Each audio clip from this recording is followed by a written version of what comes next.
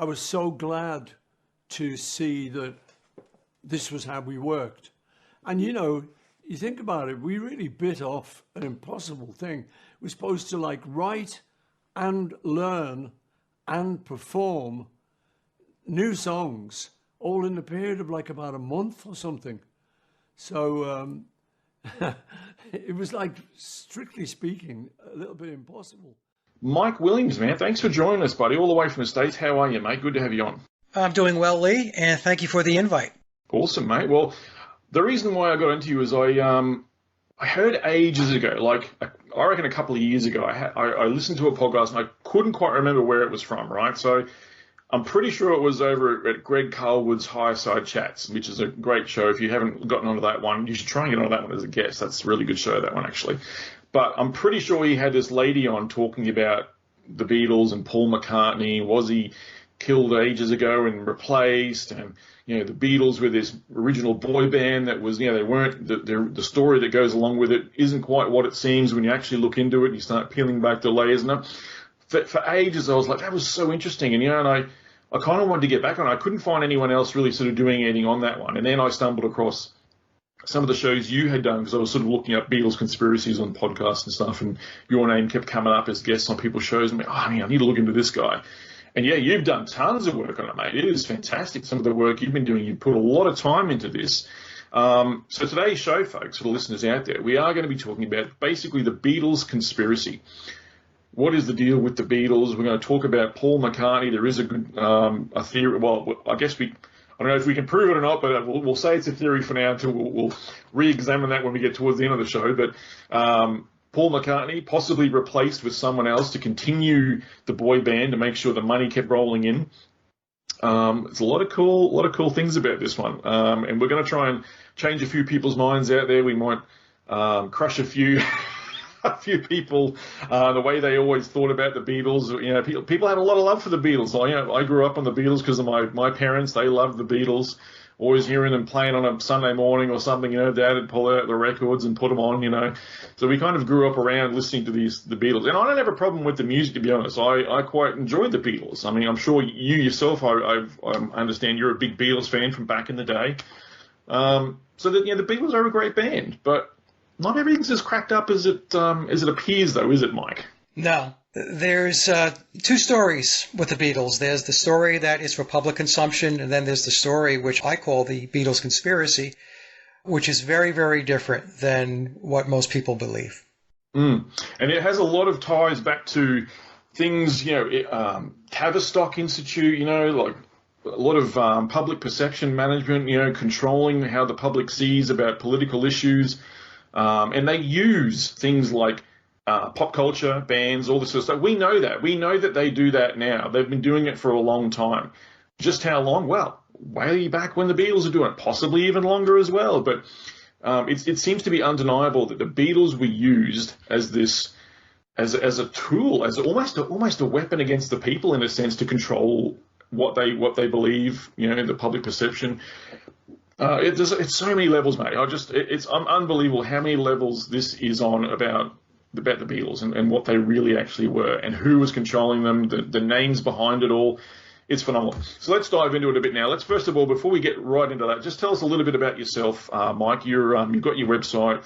How did you start all this, mate? How did you get involved in all this sort of stuff and critical thinking and stuff?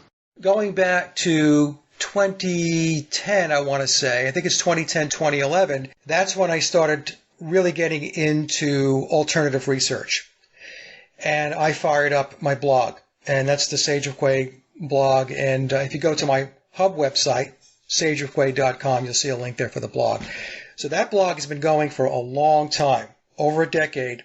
Then also in 2014, I started doing podcasting like you guys are doing, and I did that for a number of years. And then I guess it was 2016, I read a book.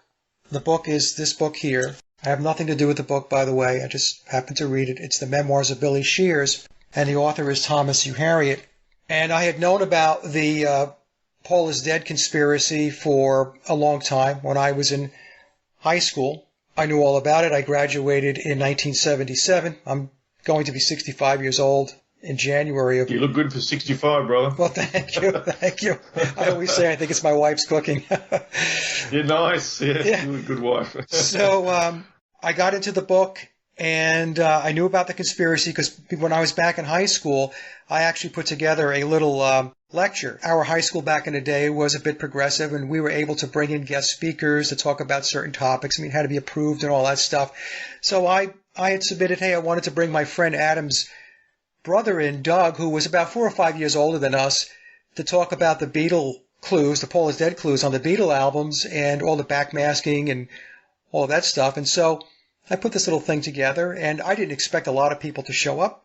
And I was putting flyers in the hallway and all that stuff. And then when it was showtime, it was standing room only in the classroom that they had set aside for Doug to do his pitch. And so I knew about it, but back in the day, I thought it was essentially a marketing gimmick. We were always told that the Beatles were very clever and very witty, and so I thought, okay, so this is a clever, witty way to interact with the fans, sell more records and stuff like that. And then in 2016, I read the book that I just showed you, The Memoirs of Billy Shears, and as I was reading it, I was thinking to myself, what's going on here? I mean, there was so much detail in the book, Lee and Andy, that logically you had to step back and think to yourself, okay, only somebody who is either the person playing the part or is very much in the inner circle would know this much detail. Now, the Memoirs of Billy Shears, it's technically what they call, it's a fiction novel, though, right? That's what they classify it as, yeah? Historical fiction, right? So made-up fiction, basically, is what they're saying, you know. But this character seems, it's too plausible, isn't it? It's almost like they're telling us what really happened without telling us what really happened. Like it seems to be the way they want to do things. It's that law of karma. You know, they've got to tell us what they're doing to us in some way before they or while they do it or whatever. You know, so that the karma it's back on us, sort of thing. You know. Yeah. So historical fiction is interesting because it's fiction, but it's within a historical context. So it is revelation of the method. So the person that's playing the part of Paul McCartney since 1966, the person that has the permanent contract. Paul McCartney died back, the book tells us, back in September 11th of 1966. Some researchers think it's August, some people think it's November, but the book says September 11th, 1966, and that's the date I go with because, and we'll get into this some more, but the Beatles are immersed in the occult. That's something that probably a lot of people don't know. And if you go to my website, if you go to my Paul is Dead channel, I go into a lot of detail about all of the occultism around the Beatles. So what I did, Lee and Andy, was I read the book. I was telling Sophia Smallstorm, I don't know if you know Sophia, but yeah. Sophia and I are good friends, and I was telling her I was reading this crazy book, and I was telling her a little bit about it, and she said, hey, Mike, you know, you should come on my podcast and talk about it, and I didn't want to do it. First of all, I didn't think anybody was going to be that interested in it. And the other thing is the book is 666 pages. There's the 666, okay? And so I thought to myself, how am I going to boil down 666 pages into a 2-hour presentation? How is that going to get done? I kept putting it off, hoping that Sophia wouldn't bring it up again, and then periodically she would say, hey, are you going to come on the show and talk about this Beatle thing? So finally I agreed. I sat down. I did boil down the 666 pages into a PowerPoint presentation, and I did that presentation and that discussion with Sophia back in September of 2016. And at the time, I thought it was going to be the only show I was going to do on it. Mark Devlin contacted me after that, and Mark asked if I would come on his show, and I said, okay, I would do a show with Mark. Mark's a friend of mine, and I think in that show, if I'm not mistaken, I think I said that this was the last show I was going to do on this. And I think that was in November. It's too interesting. How can you not do more shows? It's too interesting. Well, what happened was, Lee, is that I just didn't know how interesting it was going to get. Was it just about the replacement of Paul McCartney? As I dug more into the claims in the book, because what I was doing was I wasn't taking the book at face value. I was doing the research to either prove or disprove what the book was putting forth. And as I was progressing, I was finding that a vast majority of the book is truthful. The way to explain the book is it's like a big puzzle. The pieces of the puzzle are put out there, and it leaves it to the intrepid to pursue and follow certain clues and certain leads, follow the breadcrumbs to take you someplace. The book actually looks to have you go outside of it to validate information. And that's actually what I did when I did my big presentation on whether they wrote all their own music or not. I guess we'll get into that at some point as well. Yeah. So it's a very interesting book. There are threads of fiction. There's no doubt about it. I've said this from day one.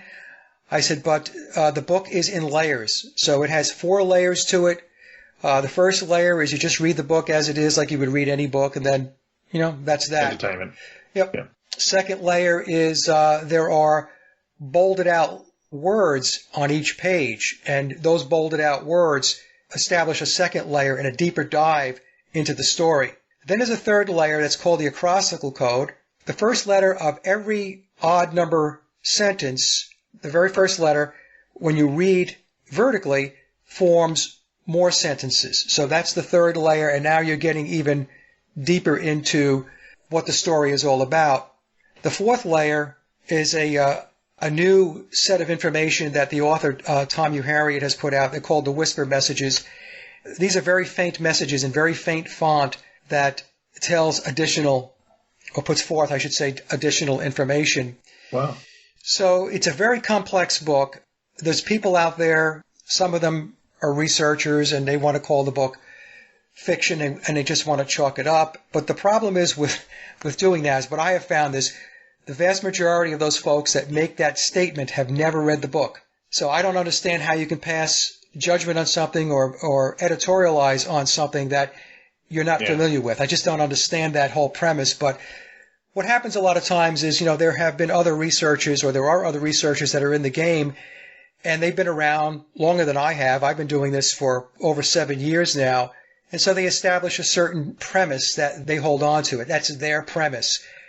And what's happened is the book has broken some of these premises that some folks have held on to for dear life. And that's caused issues within the Paul is Dead community, because just when you think that you have it nailed down, the book comes out and says, well, maybe you don't.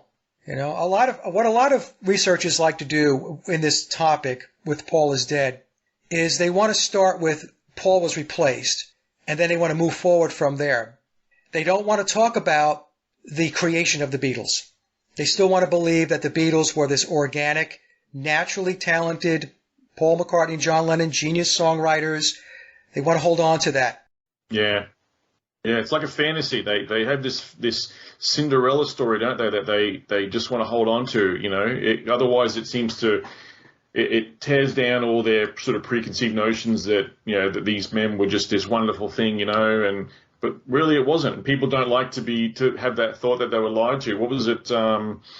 Mark Twain famously said, it's easier to fool someone than it is to convince them that they've been fooled. You know what I mean? The people don't want to think that they've been fooled. And yet here they are. They've been fooling us for a long time and it's provable. Let's start getting into that a bit now about the Beatles and how they came to be. And then we'll get into how some of the impossibilities come into it as well. Because they were the original boy band, let's face it. Like nowadays, there's freaking TV shows about, creating boy bands, you know what I mean? Like, it's right in our faces. Whereas back then, it wasn't in your face. It was all hidden. It was controlled. It was, we need to produce these guys. We've got to control this, the narrative. It was all about the narrative, back then. Nowadays, it's like, it's just mindless entertainment for people to have a production, a boy band produced in their faces and pumping this shit right at them. Whereas back then, it wasn't that way. It's kind of switched a bit, but the way I see it is they were the original creation boy band, weren't they? Yes, they were. And they were a creation of Tavistock. And Tavistock, for those folks that don't know, part of the deep state, there's an entire internationalist structure that's in place. And Tavistock is in the business of mind control and propaganda, working with the CIA, working with intelligence across the world, especially when we're talking about Western intelligence. Other groups that are tied in are Davos, we could say the World Economic Forum, the Bilderbergs, the Trilaterals, the Council on Foreign Relations, the Club of Rome. This is the internationalist structure that is in place. And Tavistock, who, by the way, is basically bolted to the Rockefellers, has a huge, huge part in culture creation and social engineering. And I hope you don't mind me showing some books. So I recommend this book here. It's a great primer, Tavistock Institute by Daniel Esterlin, Social Engineering, the Masses. Okay, it's a very good book to start with. Also, this book here, published, I think, first initially in 1993 by Dr. John Coleman. It's about the Committee of 300. Tavistock reports in under the Committee of 300. So if you start with those two books, Coleman actually, the book is not about the Beatles, but he has a number of pages in the book that talks to Tavistock's creation of the band. So the reason why the Beatles were created was because they wanted to change the culture. And what I have explained to my audience is that the music and entertainment industry is a gigantic lever in the toolbox of the controllers.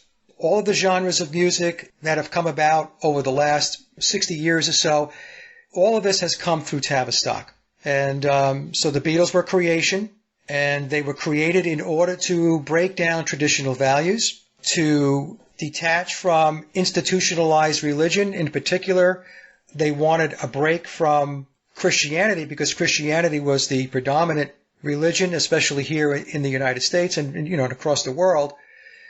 So it was a process of taking traditional values, taking institutionalized religion, breaking down the morals, the ethics at the time, and bring about a new age.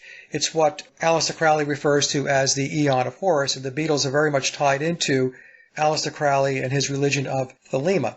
A lot of this does go back to Aleister Crowley, doesn't it? And this religion of do what thou wilt, or whatever it was. We've seen that come up a lot, actually. Yeah. So Crowley is an important player in all of this. Some people think he was nothing more than a carnival barker, but he was not. In fact, his religion of Thelema, which is Luciferianism, is the prevailing religious and spiritual philosophy of those that reside within the pyramid of power. In fact, that chart right there that you're showing, Lee, that is John Coleman's chart that's his org chart. He shows who goes where.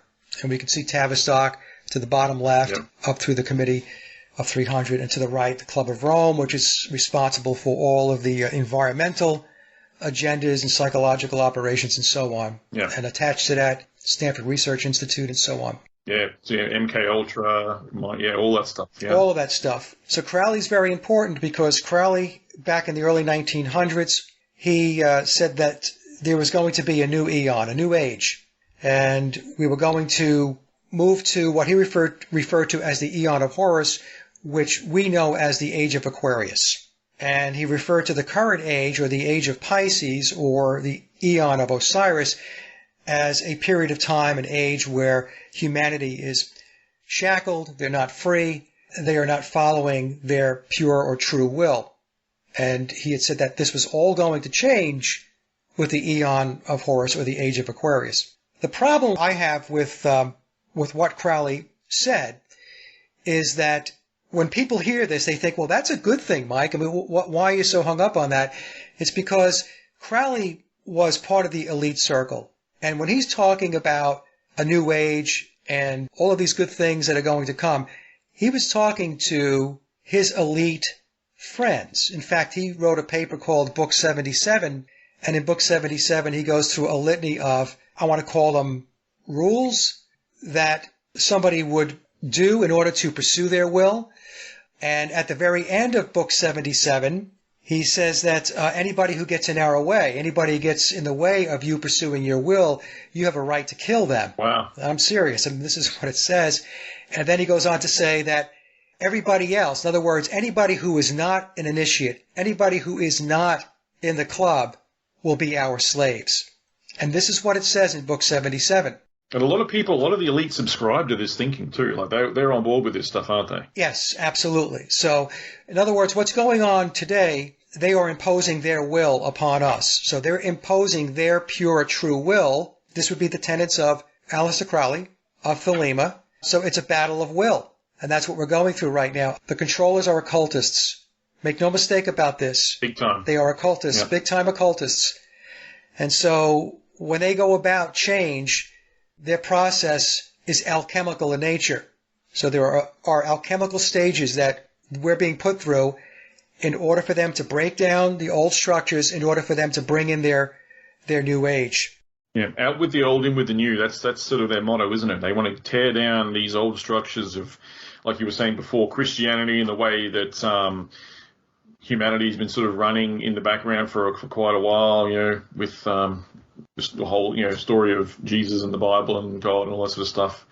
They want to get rid of that. They don't like that anymore. That's not the way they want to run things. So they have to get rid of it. They have to tear it down. And we see this.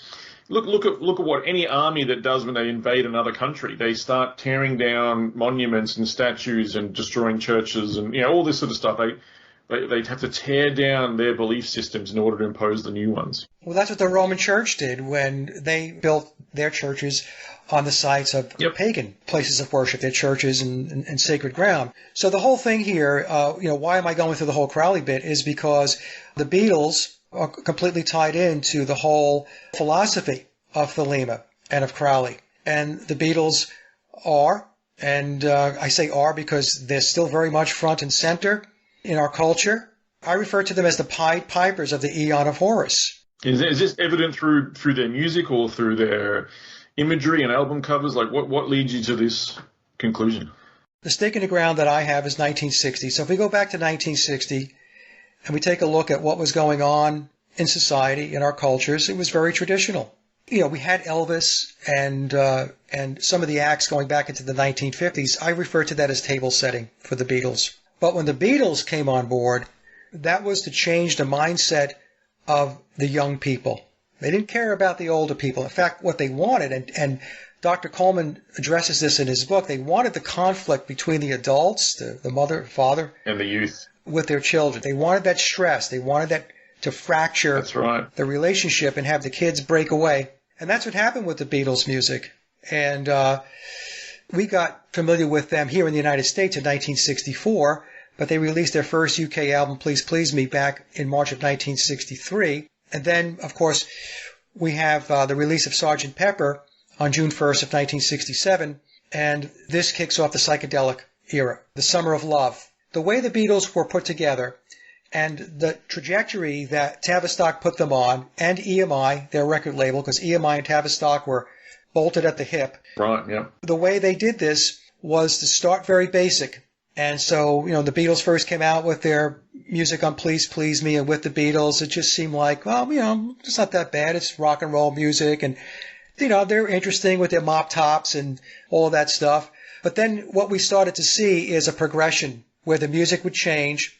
Revolver was the segue to the psychedelic era. It was the bridge between Rubber Soul going into Sgt. Pepper. So once we got to Sgt. Pepper, that's when the psychedelic era kicked off. And that's when we were talking about drug use, free sex, doest thou wilt. If it feels good, do it. That is doest thou wilt. That goes back to Crowley. It's the same thing with Nike's tagline, just do it. It's the same thing. So we see this all the time. So it's a break from the traditional societal and cultural structures that we had in place. And, the Beatles changed everything. They changed hairstyle. They changed the way people dressed. They changed even the way, people spoke. And when you think about it, how many young people decided that they were going to go pick up a guitar, play drums, and become a rock band because they wanted to be like the Beatles? So the whole rock music scene, like I said, all of the genres that are out there that currently and all of the ones in the past, all created by Tavistock. And the reason why Tavistock has different genres is because they know that each genre of music has a certain shelf life. And then there's a new generation or a new audience that they're going to manipulate and social engineer. So then they move to, the next genre. They could punk music, we have metal, we have glam, all of that stuff. Yeah. In the 1970s, we moved more toward, like with Kiss, which had more satanic overtones. Yeah, big time. Right? Yeah. And just so people know, folks, I'm not a prude, okay? So I'm a musician, and I got into music because of the Beatles. For those listening, Mike's got guitars hanging up in the background and all this sort of stuff. So he's a muso. He's got amps there. I can see mics. Yeah. So just for the folks that aren't watching the video version of this, yeah. I was into it. So when I'm talking about how people were doing things differently, I was one of those people. So my mindset was changed. My mindset was very different than my parents, but you're thinking, well, it's just a new generation and that's how it goes. But the Beatles really were foundational to everything else that followed them. So some people might say, well, there's music today and I don't see the ties back to the Beatles. I don't see that. So I don't understand how it could be foundational. But what you do get is when they have these artists, when they have them on interviews and they're talking to them, many, many times there's a mention going back to the Beatles, going back to Paul McCartney. So they're making the tie that way. It doesn't necessarily mean that it's a replication of the music or they're going to sound like the Beatles.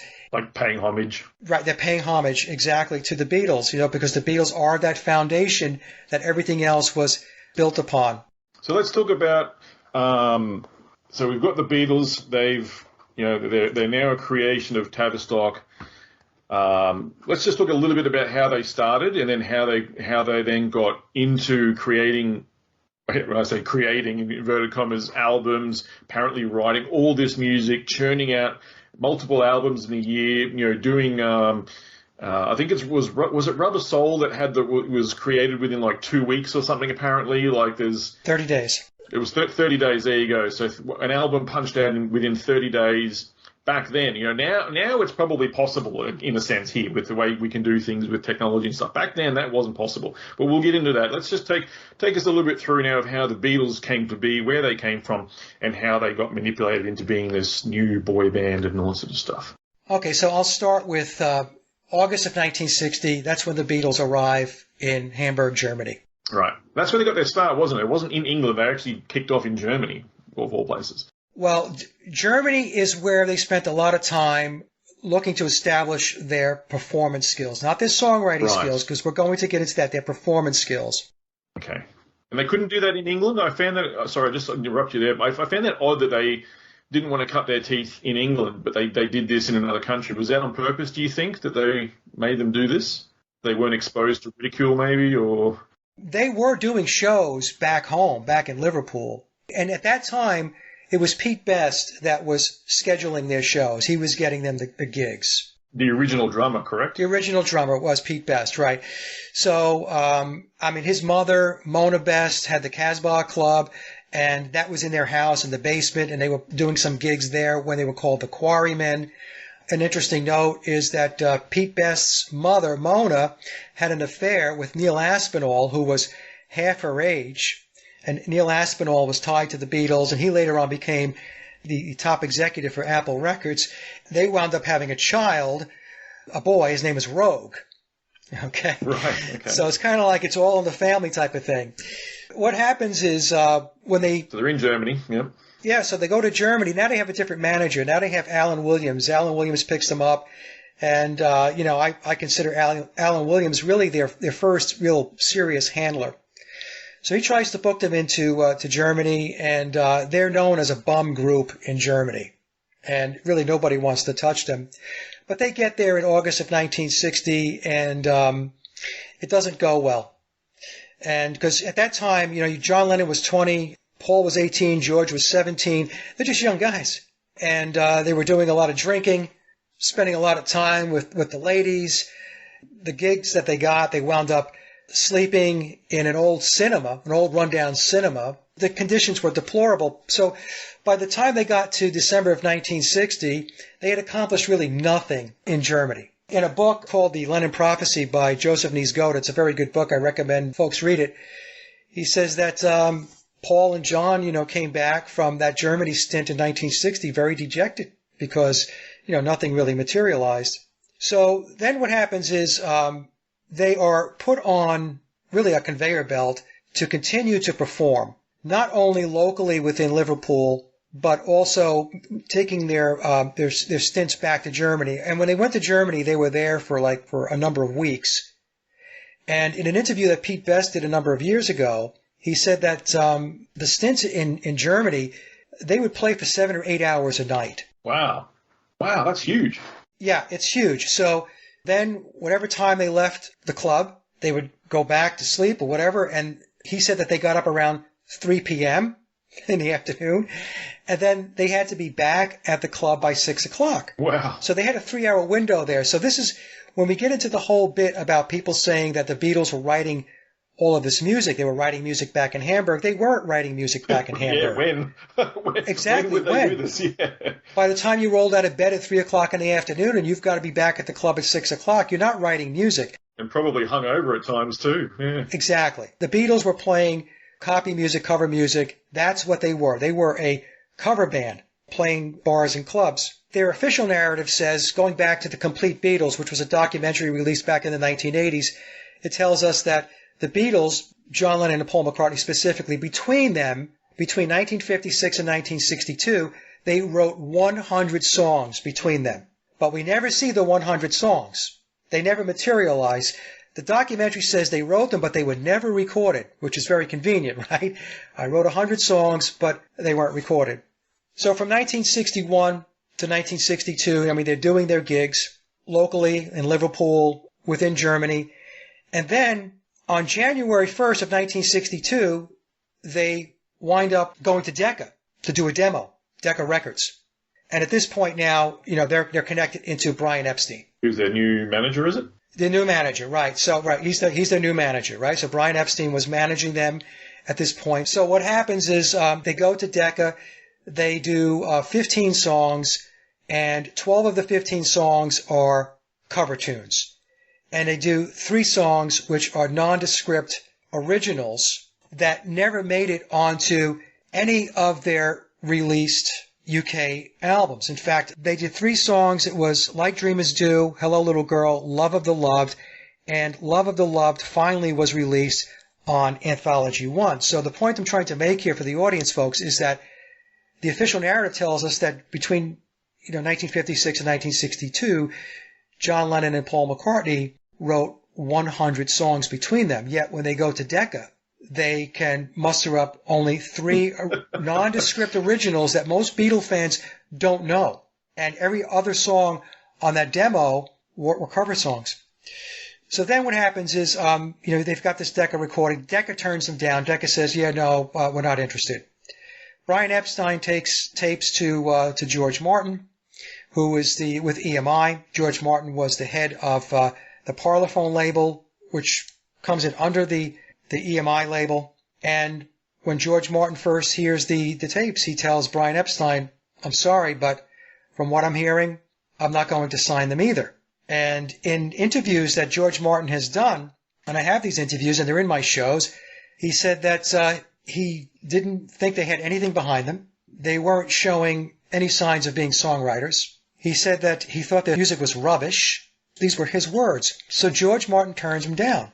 Then what the book tells us is George Martin receives a phone call from upstairs, from whom we don't know, and said, hey, look, you got to take them on. And so George Martin then is told to take the Beatles on board. They sign a contract in June of 1962. So think about this. Here's a band that started in August of 1960. They had nothing behind them. Their musical skills were marginal at best. They weren't writing music. And then from August of 1960 to June of 1962, 2 years later, they have a major record contract with a major record label, EMI, under the tutelage of a major producer, George Martin. So you have to ask yourself, how did that happen? Does that seem like an organic flow of things? No, that's not organic at all, right? So he was told to take them on. So what happens is George Martin, when he takes them on, he doesn't work with them initially. He assigns it to an assistant producer, Ron Richards, who later on went to go work with the Hollies. So Ron's working with them, and he's not having a lot of luck because they're not very good in the studio.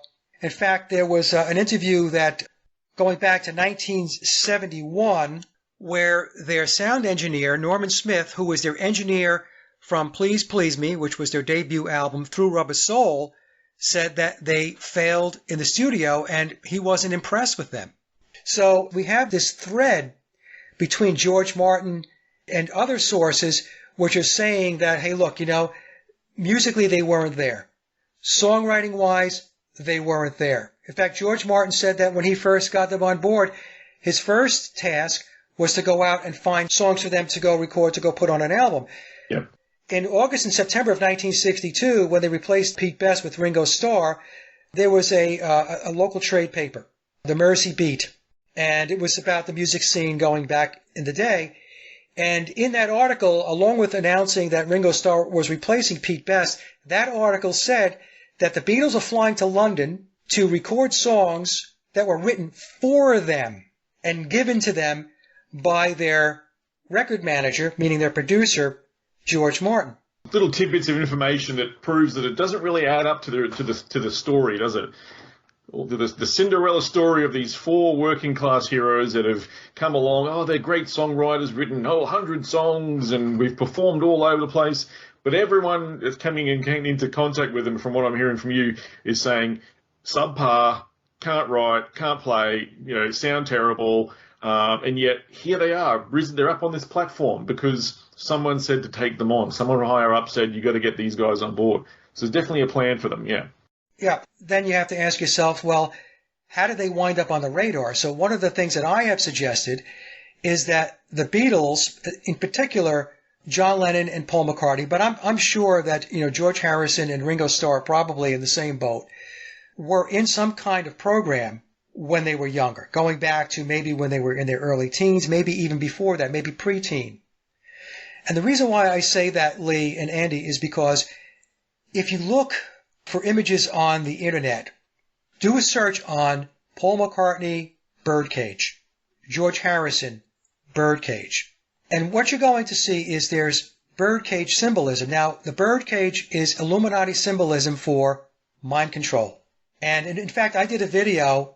It's called The Occult and the Beatles in 3 minutes. It's a 3-minute video where I inserted all of these images that I had. There's tons and tons of occult imagery around the Beatles. We could see one-eyed symbolism. Yeah. The sigil of Satan, which is the double peace sign, which Ringo does all the time. That's how I believe they got on the radar. They were positioned and they were handled and brought along. So George Martin gets them. He doesn't see anything, really. I mean, he's saying he thought their music was rubbish. They didn't have anything behind them. The best song that they had, I use quotes around that, was Love Me Do. And then they released their first UK album, Please Please Me, in March of 1963, March 22nd, by the way, 322 is the Skull and Bones number. They've got 8 original songs on the first album, along with 6 cover tunes. So how did they go from having no music to being able to have 8 original tunes on their first album? There was no evidence that they were capable of doing this. In fact, the evidence that I have put forth many times in my presentations shows that they didn't have it. They weren't songwriters. Tavistock didn't need songwriters because Tavistock had songwriters. What Tavistock needed was performers. They needed a band that could front the music and put them out on the world stage. Yep. Send them out and go do the tours, go do the concerts. And so what happened was EMI, through George Martin, and I believe Theodore Adorno was tied into the whole psychological operation as well. George Martin I'm positive of. But, if you do enough work, you look at the Frankfurt School in Tavistock, you can tie Adorno into this. And in fact, in the book, The Committee of 300, Dr. John Coleman ties Adorno back to the Beatles. The Beatles were taught music. They were brought into the studio and they were taught how to play certain songs. And they would rehearse those songs. And these are the songs that they took out on the road. And people want to argue with me. They'll say, well, hey, look, we have recordings, we have audio of them on YouTube. We can listen to them. So if we have that, how could it be that they weren't in the studio working these songs? And what I try to explain to folks is audio without authenticated, genuine film footage to corroborate what's going on in the studio means nothing. It's just audio. It's just audio. And what escapes them is when you have a major psychological operation, there's going to be all kinds of manipulation that's going to take place. As an example, I pose this question to folks. How do you know what you're hearing on that audio is not them rehearsing the songs that they were taught and that rehearsal was recorded? Yeah, you wouldn't know. It's you don't know. Possible. Is it possible that that's what's going on? Honest people will then reluctantly admit that, yes, that is possible. Is it possible that what you're hearing is the Beatles singing to the pre-recorded tracks, the instrumentals that were recorded by studio musicians? Yeah. Is that possible? Yeah, absolutely. Again, people with honesty will say that's possible. This is why they did Let It Be. So the guy that's playing Paul McCartney today, I call him Billy Shears.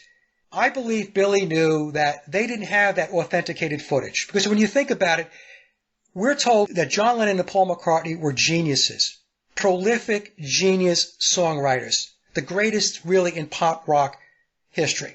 Yet, there is no film footage of them practicing their trade up until Let It Be. So I think what happened was Billy knew that there was a big gap in the story. I mean, we can tell you this stuff. We could write all kinds of articles, or we could do documentaries and everything else, but there is no footage. And in fact, when Peter Jackson did his documentary, the Get Back documentary, that was the tagline. It's the only footage that exists of the Beatles actually writing and recording in the studio. Was Let It Be. Was Let It Be. That was when Billy was on board, yeah. Yeah, Billy came on board in 1966 formally. So at this point, yeah, so Paul's dead, and we'll get into that in the second hour and stuff. Yeah. So Paul's dead at this point. He's been replaced with Billy.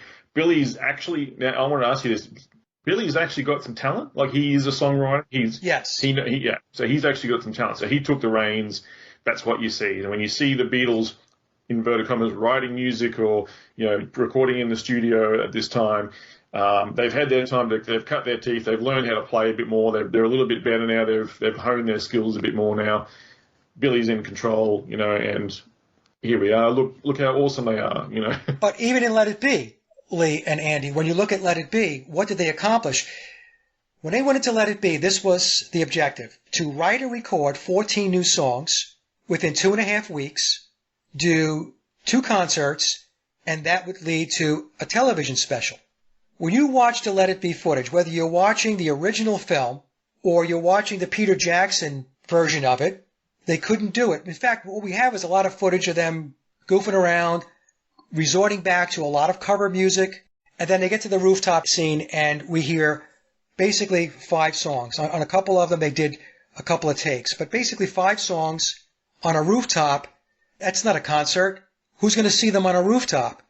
So what happened was they couldn't do it. So even with Billy at the helm, Billy, who is formally trained and a very, very good multi-instrumentalist, they couldn't pull it off. Now, when I did my presentation back in April of 2020, did the Beatles write all their own music, to question whether they actually did write all their own music, and I concluded that they did not. Okay, that made its way into the book, and the book validated my conclusions. About 3 weeks ago, Billy was doing an interview. Billy, again, folks, he's the guy playing the role of Paul McCartney. Who you know as Paul McCartney, that's Billy Shears. I think it was on ABC television here in the United States. Part of that interview, he said that we bit off more than we can chew, that the objectives and the goals that we had for the Get Back sessions or the Let It Be sessions of 14 new songs was impossible. So here, Billy is telling us that they couldn't do it. So if they couldn't do it for Let It Be, the band had 7 years of studio experience under their belt. If they couldn't do it in 1969, what makes anybody think that they could do it in 1963, 64, 65, 66, and so on? But the elephant in the room, as far as the music goes, is Rubber Soul. Yeah, so this is what I wanted to get into, to make sure we cover this in the first section of the episode for the listeners. Get onto that one now. So Rubber Soul album comes out, which I showed the cover art of before. What year was that again? 65. 65. So 1965. It's getting close to the later end of the year, getting close to Christmas time. Where what do people do at Christmas time? Well, they go and buy gifts for people, don't they? They spend money. They go shopping. People want to go and buy gifts. So they didn't want to miss out on the good sales time of Christmas time of selling this Rubber Soul album around that time of year. Now, let's talk about how they accomplished this mammoth feat in the time frames within which it happened. Go ahead, Mike.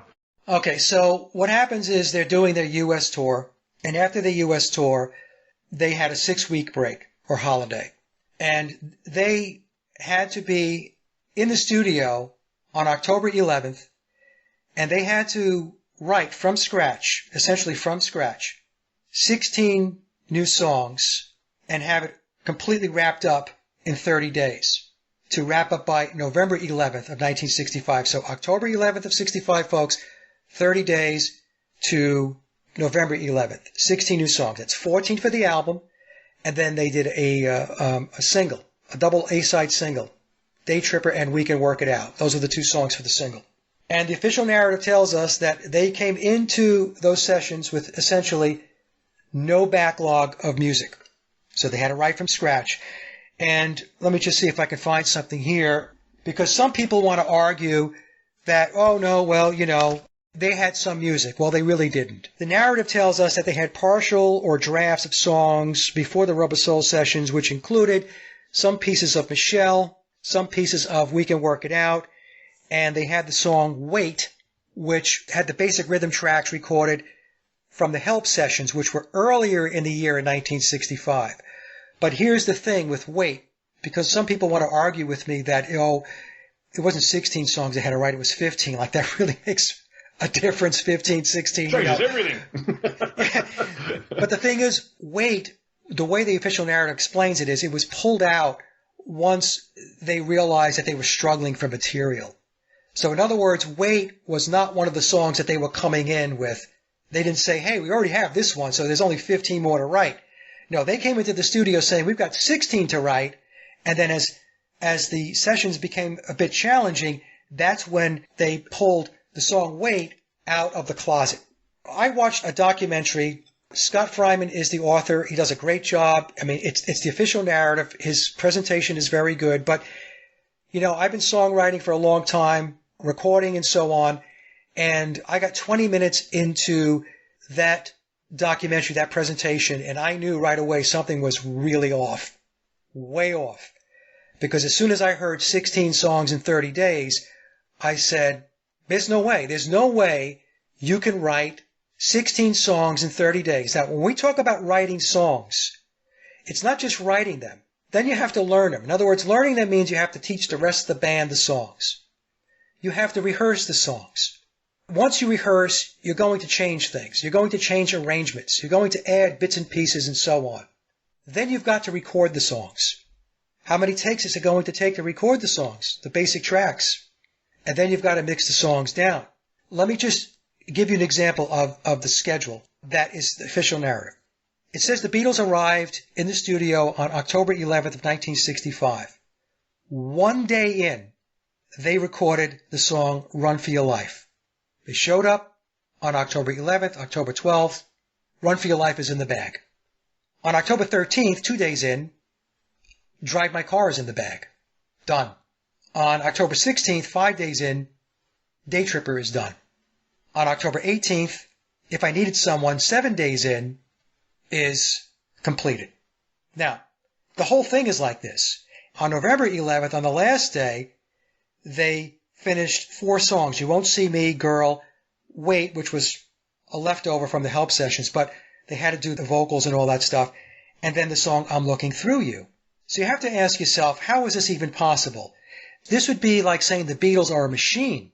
They write a song on the spot, on demand. There's no throwaways. There's no reworks. There's no rewrites. They didn't start a song and say, oh, this is not going to work. Okay, let's move to like something else. On the moon first try, isn't it? Exactly. Everything they touch turned to gold. And you got to say to yourself, how can that be? So this is a chart. I'll just read from it, Lee. We don't have to show it. So in the month of October, 8 songs were recorded in 18 days with a total of 28 takes for all songs. So that means it was an average of 3.5 takes per song. Not one song that they did in Rubber Soul exceeded 5 takes. How can that be possible? You're writing the songs from scratch. You're learning them. You're rehearsing them. So what's going on here? In November, 8 songs were recorded in 13 days, 5 less days than in October. And they did that in 14 takes for an average of 1.8 takes per song. This is in the land of impossible. Okay, it's not even remotely feasible. I mean, what people need to understand is that is the same as you're all in the booth, everything's ready, it's all set up.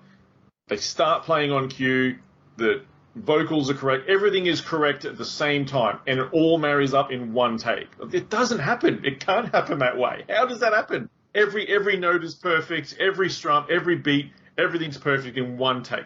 It is impossible. It cannot happen that way. Even the best musicians these days will still take multiple times to do a take. Yeah, so they did 16 songs in 30 days with a total of 42 takes for all songs. That's 2.6 takes per song. I mean, did they sleep? Did they eat? Did they, how did they leave the building? What's going on there? Well, here's the thing. During the Rubber Soul sessions, that's when they received their MBEs. So they stepped out of the studio. They also took a day out to do a Christmas flexi disc.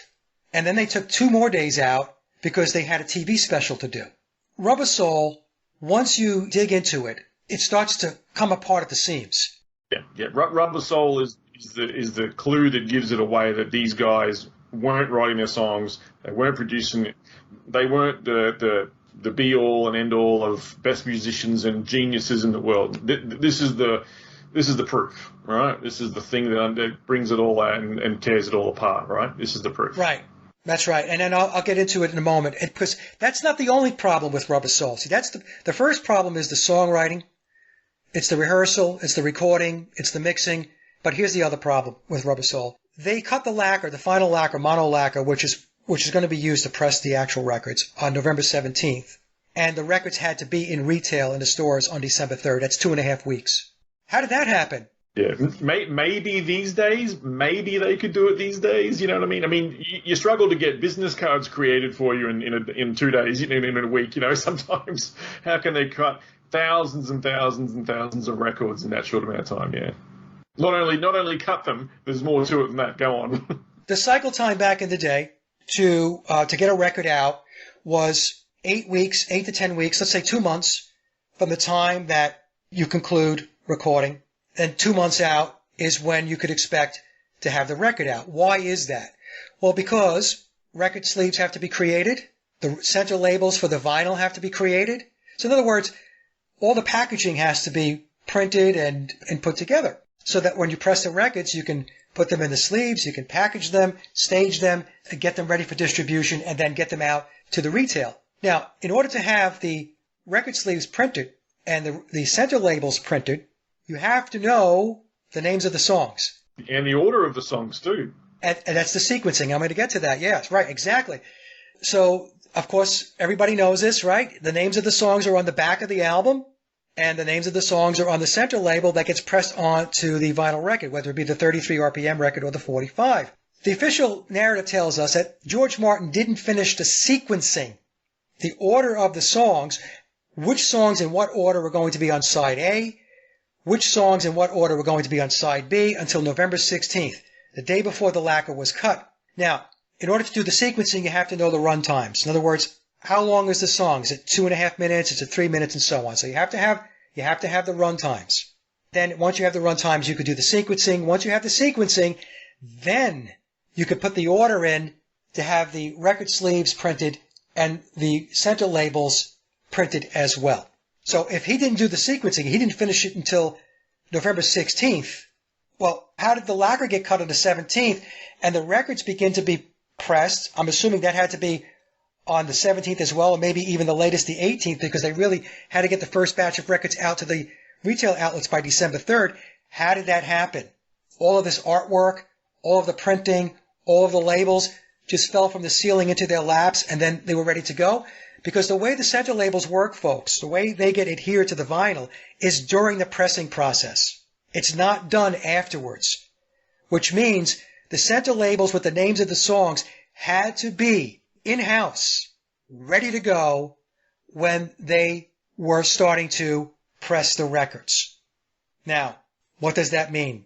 That told me that all of the stuff I just talked about, the printing of the record jackets, the sleeves, the labels, all of that stuff, had to have been underway way before the Beatles ever showed up into the studio, which means the names of the songs were already known, the run times were already known, the sequencing was already known, and the only thing left for George Martin to do was to have the Beatles come in to the studio between October 11th and November 11th to sing. They were there to put down the vocal tracks. They did not play on the record. That's what I concluded. Who played on the record, Mike? Studio players played on the record. George Martin, he had his studio session musicians. And this wasn't that uncommon either, was it? Like, studio session musicians were a very common thing back then. That's the thing, Lee and Andy. This is a very important point that you're bringing up. When I talk about this, people think, oh, it's blasphemy. No, it's not. I call it the Wrecking Crew model. Here in the United States, we had the Wrecking Crew. They were LA-based. We had Muscle Shoals here on the East Coast. And these were studio musicians, studio players. Eric Clapton was a studio musician back in the day, wasn't he, as well? Some of the best-known musicians. Jimmy Page, John Paul Jones, studio players are the people that you're hearing on 98% of the records that came out in the 1960s and 1970s. It was the Wrecking Crew model. In the UK, they had their version of the Wrecking Crew with people like Vic Flick, Big Jim Sullivan, Eric Clapton, Jimmy Page. The songs were already written. Yeah. They were written by professional songwriters on the EMI/Tavistock staff. Some want to argue that it was solely Theodore Adorno. I don't subscribe to that.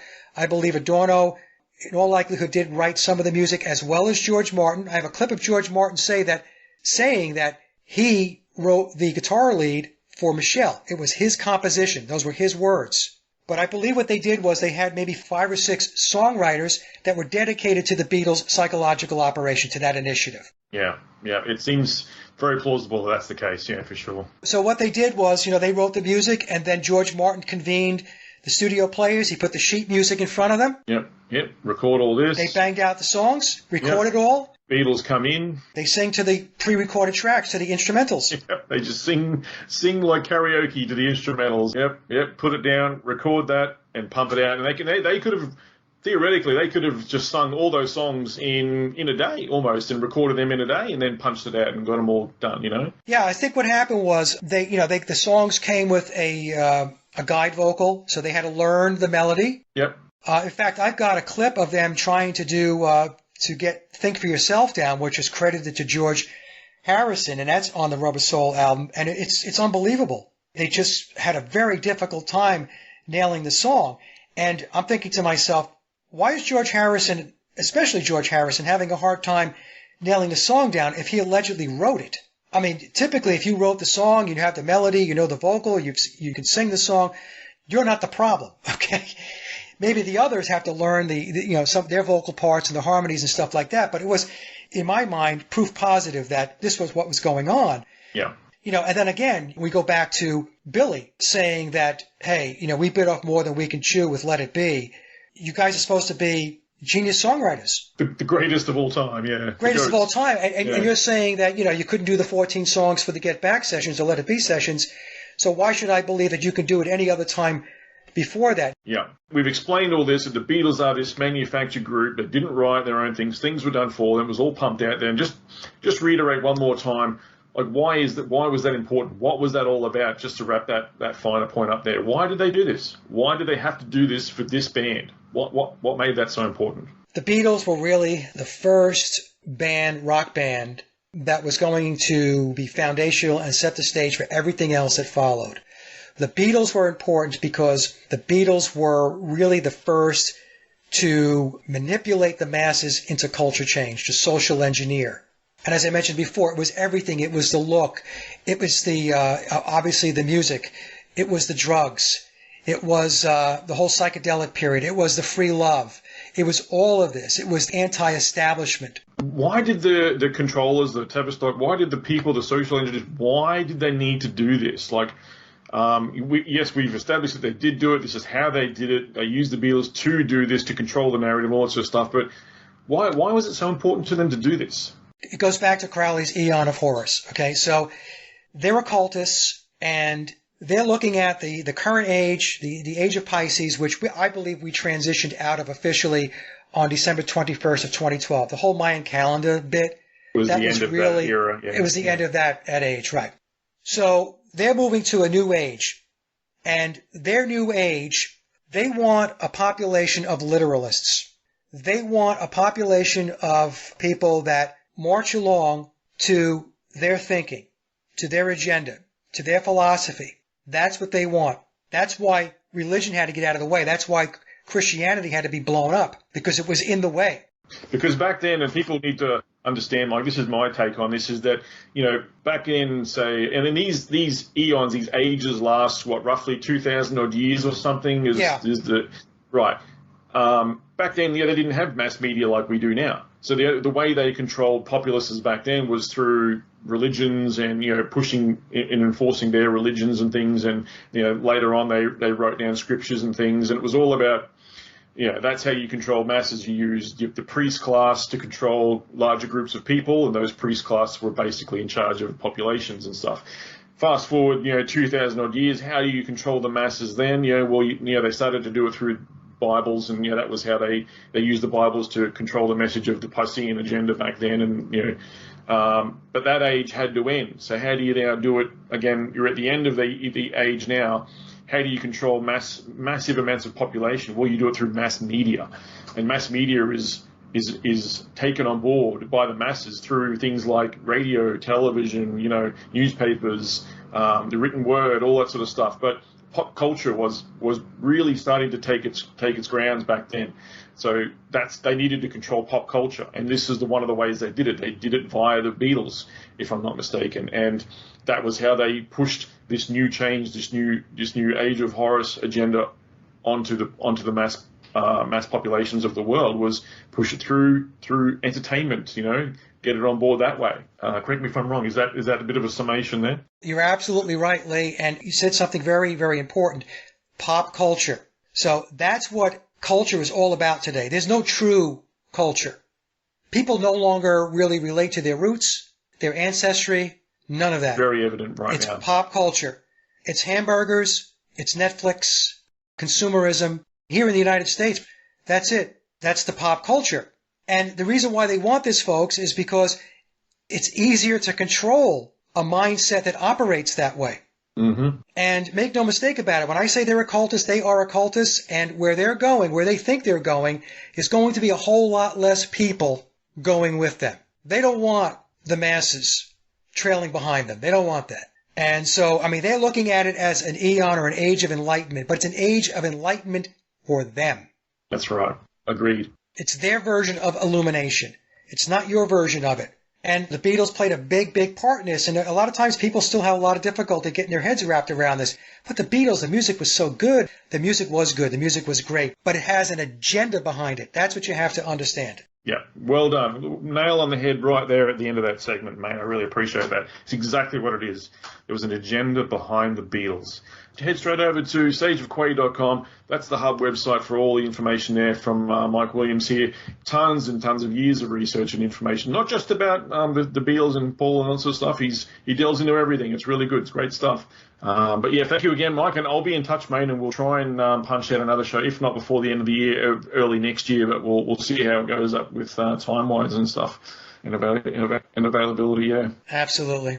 Fantastic, mate. Well, once again, great to have you on board, man, and great to meet you and to chat to you as well. Thanks, so Mike. good, mate. Much appreciated. All right, guys. Bye-bye now. How highly would you rate your own music? We don't rate it. We don't sort of compare it and classify it like everybody else. Well, we're not very good musicians, and we never claim to be very good musicians. We're adequate, but not very good.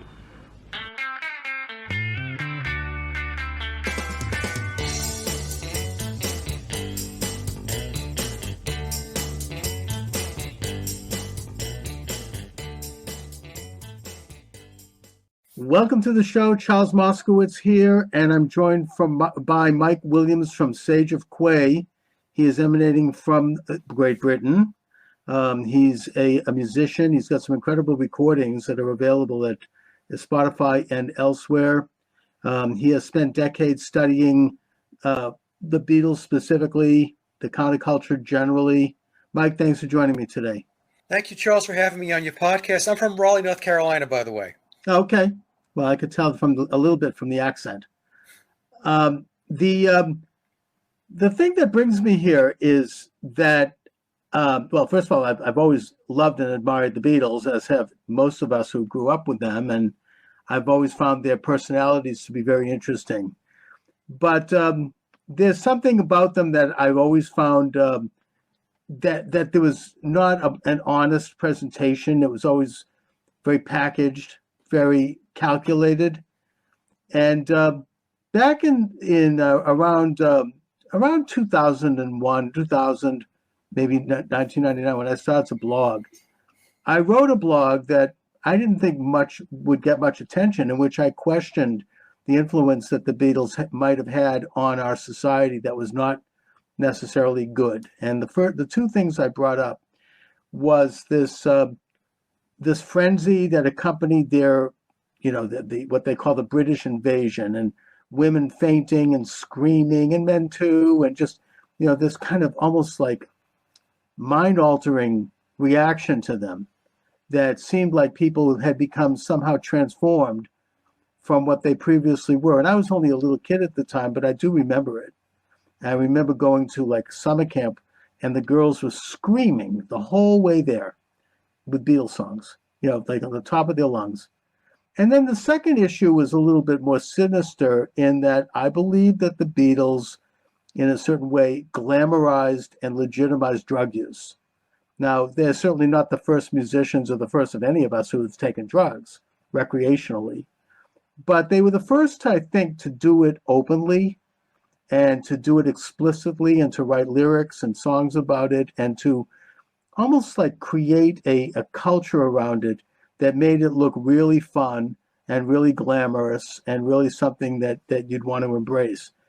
And of course, by the 1970s, I knew several people close to me who died from overdosing on drugs. And I said, is this really something that is part of a greater agenda? Well, I wrote this blog, and years later, when I ran for Congress in Massachusetts, where I live, some reporter got a hold of it, and he went apeshit. He just, oh my God, how could he criticize the Beatles? Oh, and they did several stories on this. I mean, I'm like, what does this have to do with my campaign? But apparently it was something that they felt would disqualify me from holding public office. So you're coming along and talking about them and really taking a very good deep dive into perhaps what might have been going on there. Really caught my attention. So, Mike, why don't we start with generally what is your thesis regarding the Beatles? The Beatles were a social engineering initiative created by Tavistock to social engineer the world and to move us into what Aleister Crowley refers to as the Aeon of Horus. Many people will know it as the Age of Aquarius. I call the Beatles the Pied Pipers of the Aeon of Horus, Charles. And that's because that's the role that they had. Their role was to break down traditional values, institutionalized religion, going back to, let's say, the 1950s. I put 1960 as a stake in the ground, although I know social engineering has been taking place before 1960. Mm-hmm. In 1962, the Illuminati, the controllers, however you want to label them, they put a big bullseye on Christianity because that's got to go away in order for them to move to their new eon or the new age, which is going to be pagan-based. And like you and many, many, many people, I loved the Beatles. I grew up with the Beatles. It's the reason why I started playing guitar and writing songs and recording and all that stuff. Back in 2016, I read a book titled The Memoirs of Billy Shears. The book actually came out in 2009, so I was 7 years a little late. Okay. But I read the book in 2016, and when I read it, I just could not believe what I was reading. The book is classified as historical fiction, but there was so much detail in the book that I thought to myself, the only way this much detail can end up in this book is either A, the person who's playing the part of Paul McCartney is involved in the book, or it's somebody who is very, very close to the inner circle of the Beatles and that operation, which I refer to as Beatlemania. So what I wound up doing was I read the book, and then I went off taking a look at the claims that the book was making. And I was looking to see if I can prove or disprove them. And what happened was I found that much of the book was truthful. There are some fictional threads in the book. That's done intentionally in order to have plausible deniability. And also that's because the protagonist, Billy Shears, and the author and coder, Tom Uharriet, they have signed secrecy agreements, so NDAs. So in order to not breach that contract, there has to be that thread of fiction running through the book. But the way the book is structured, it's layered. So I've counted 4 layers, 5 if you consider that the book is actually asking you to go outside the book to do additional research. But the book itself has 4 layers. So, when you read the first layer of the book, it's just like reading any other book. You just read it. But then there's encoding. That's why Tom U. Harriet is called the encoder versus an author. Mm-hmm.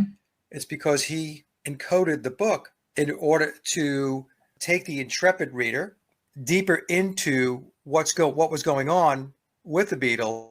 You're getting more truth. Right. That's why I tell my audience the book is truthful. So when people want to argue, well, there's bits of fiction in it. Yes, I've always said there's bits of fiction in it. Sure, it's like a decoy. Right. But you also have to understand that the book is like a giant puzzle, and it's inviting you to come in and take a closer look and to dissect and decode all of the layers of the book. And once you do that, that book is really no longer fiction. It is now entered into the arena of nonfiction. So that's what happened, and that's how I got into it. I've been at it now for 7 years or so. Right. And it's been quite a ride. Indeed.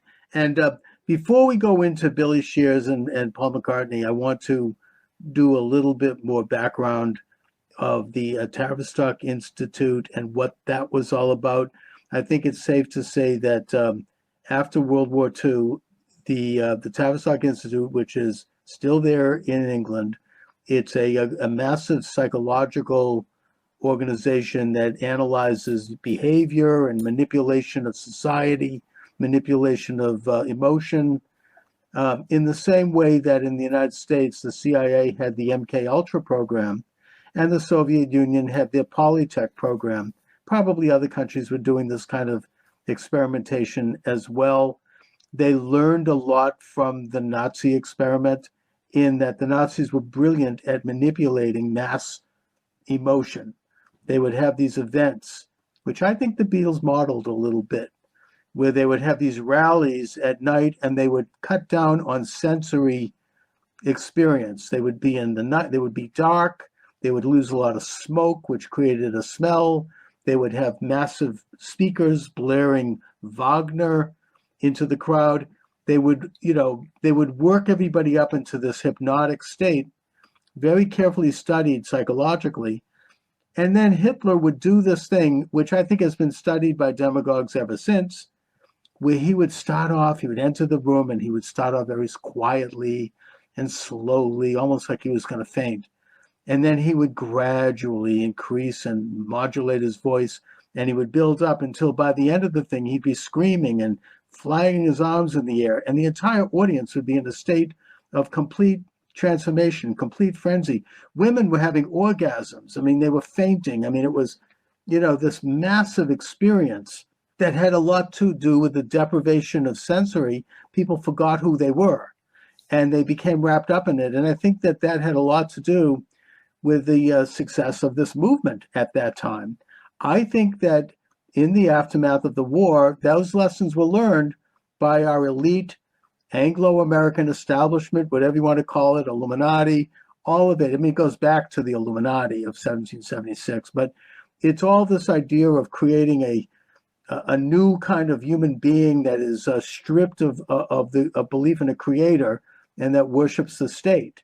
And that basically the way to get to that is to remove not only the basic morals and ethics of a person, but to actually make them forget who they are. I mean, it's, you transform them. Aleister Crowley, you mentioned, major figure in this movement, very much part of this whole network of secret societies that underlie all of it. And we should note that after World War II, the secret societies became legal in the United States in the form of the CIA and the national security agencies that, according to Professor Glennon of Fletcher School of Law and Diplomacy, he calls it the double government. And I think he's absolutely right. The Beatles, I mean, it's perfectly reasonable to assume that they would try an experiment like the Beatles, and that they would use the Beatles as a vehicle to create a mass consciousness that would fit their agenda. As you say, stripped of faith, stripped of a belief in a higher authority, all about what feels good. It's all about, I love you and you love me and we'll do this. And, it's all about sensory satisfaction in the present. There's no past, there's no future. And so it makes perfect sense to me that the Beatles would have been recruited by this agency, as you say. I have put forth a hypothesis. I won't call it a theory because I really can't prove it, but there is evidence out there, Charles, that I believe the Beatles individually were in all likelihood in some kind of mind control program going back to very early ages.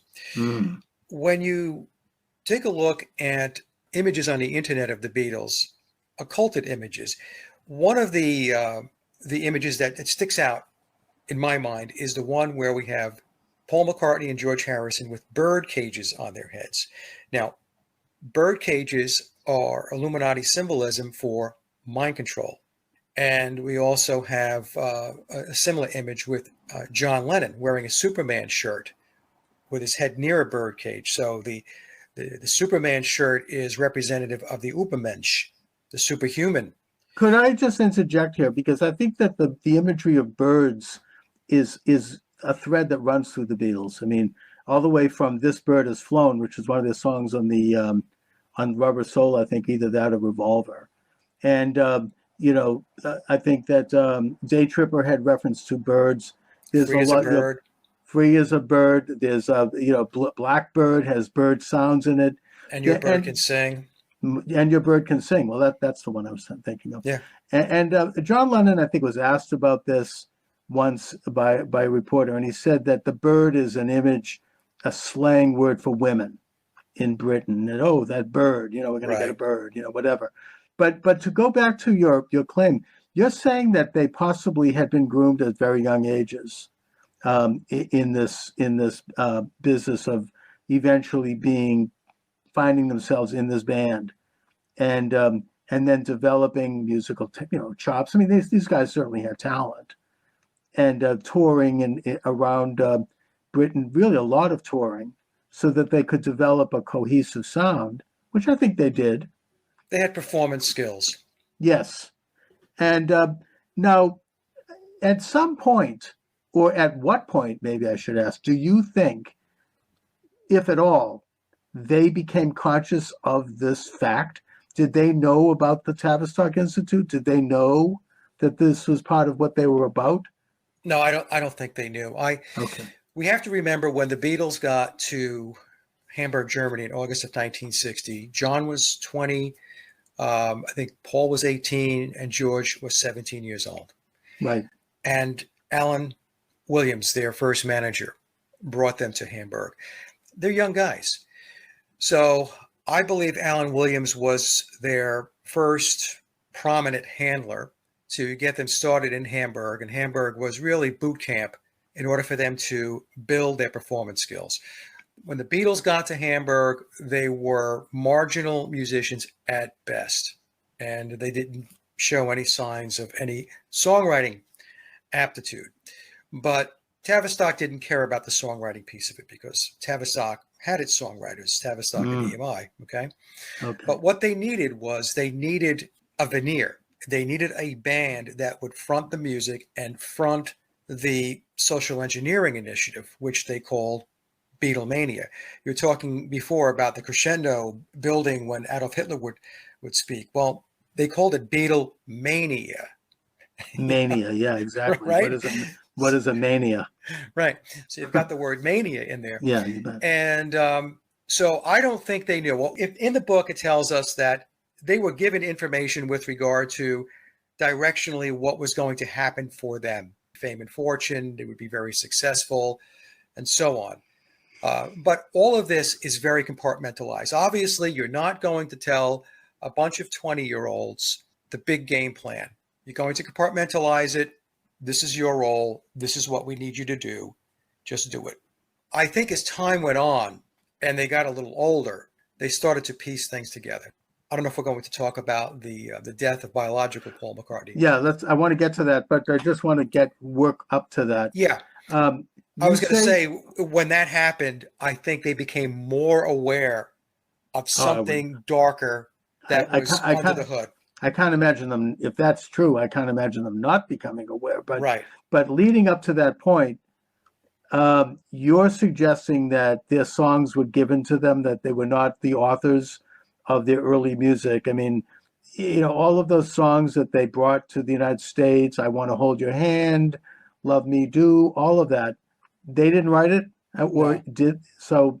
So then, if it, let's say, run on that premise here, we can then take a look very differently at what those lyrics were, I suppose. I mean, were they? I mean, what is there an agenda there in terms of this Tavistock trying to introduce something, into the souls and into the minds of the young people? Tavistock created the Beatles, created their music in order to bring about a social engineering initiative, a movement that was going to break down traditional values and institutionalized religion, in particular Christianity. So they were credited with writing the music, but they didn't write the music. And this happens all the time in the music industry. This is not something that is a one-off. If you speak Right. to music industry, people who are in the industry, they will tell you that artists being credited for songs that they didn't write is not unusual. It's Sure. basically what it comes down to is a contractual agreement. So in any case, when the Beatles first got started in Hamburg in August of 1960, as I mentioned earlier, they didn't have any songwriting ability. How do we know this?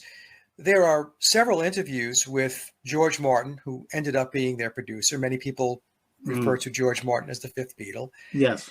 And in these interviews, he said that when he first received the tapes from Brian Epstein, he said, "I'm sorry, based upon what I'm hearing, I'm not going to sign him." So he wasn't impressed.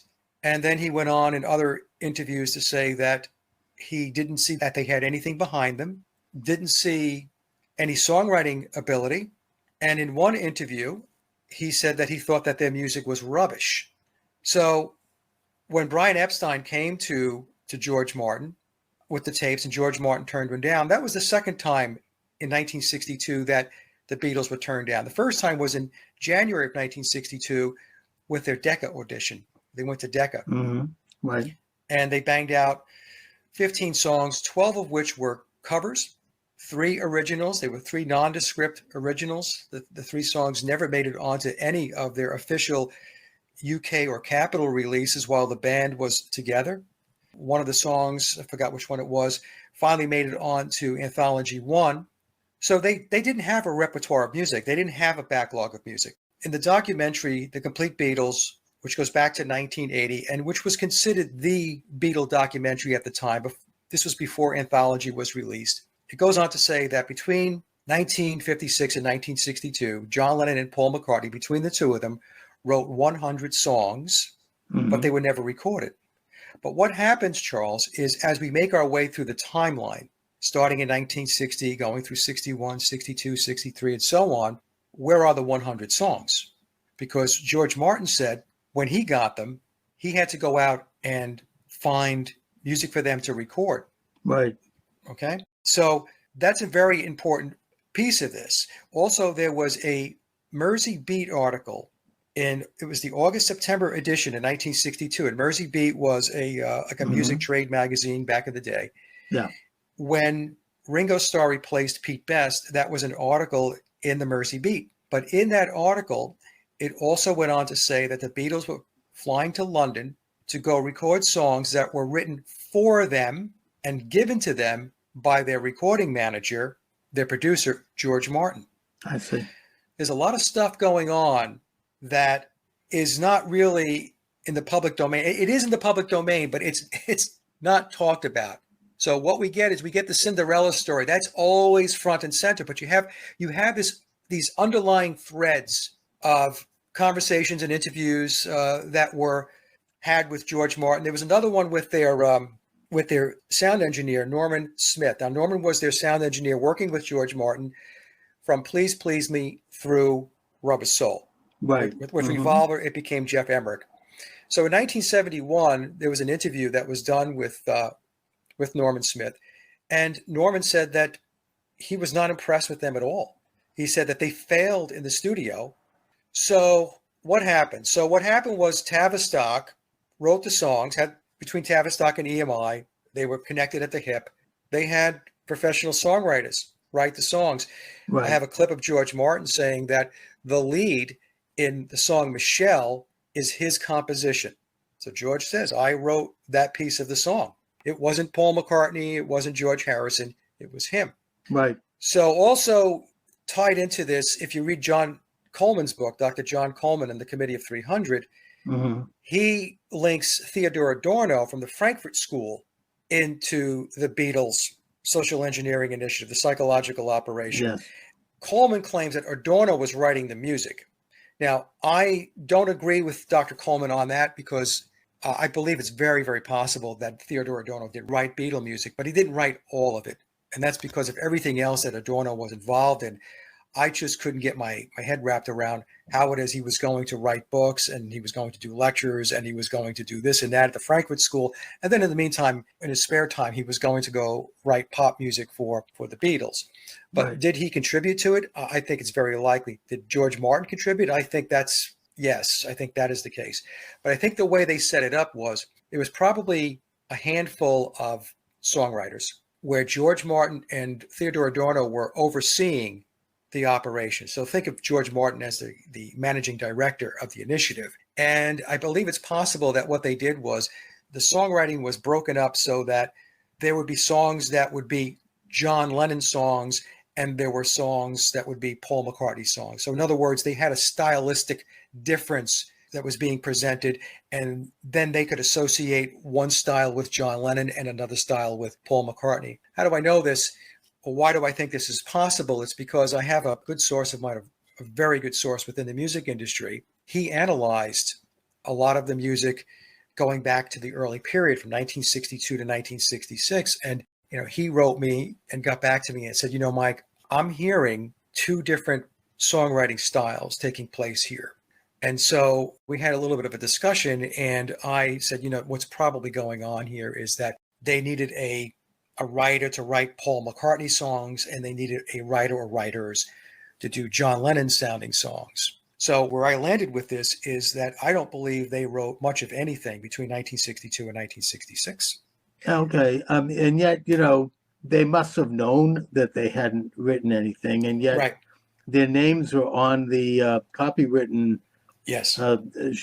sheets, which means that they got rich from it. They got Yes. royalties, and that the people who did write it didn't get anything for it, which I don't know. I kind of have to think about that. We don't know that though. See, that's the thing. Okay. We don't know what the contractual setup was like. Sure. We don't know that. And we have to also remember that the people that would be involved in this would be very, very well compensated. No, that's true. We're talking about a deep state operation. Yes. That's what we're talking about. So all of the things that we might think, well, that doesn't seem right, and this guy's going to be out money. I look at that, I think to myself, well, just take that and throw it out the window, because whoever was involved in this got well compensated, period. Mm. Whether it was through royalties or somebody just writing them a check. That's fair. Yeah. Now, also, I always thought, again, this is just my own superficial observation of the Beatles. I always admired John Lennon the most because I always found him to be, of the four of them, somewhat of a truth teller. He would spill the beans every so often. I think that he did it when they were in the United States and you had these screaming women at the hotel, and he started to throw out Hitler salutes when he said, we're more popular than Jesus. He wasn't saying that because it was good, but he was kind of spilling the beans a bit on what you're talking about. And that brings me to the story of Billy Shears, because I think that a song that was at least attributed to John Lennon, I think clearly tells the story of what happened to Paul McCartney, and that is A Day in the Life. He blew his mind out in the car. He didn't notice that the lights had changed, of how the people stood and stared. They turned away. They had read the book. People, in other words, he's talking about possibly what happened to Paul McCartney, which, according to that song, somebody was in a car accident and killed. Right.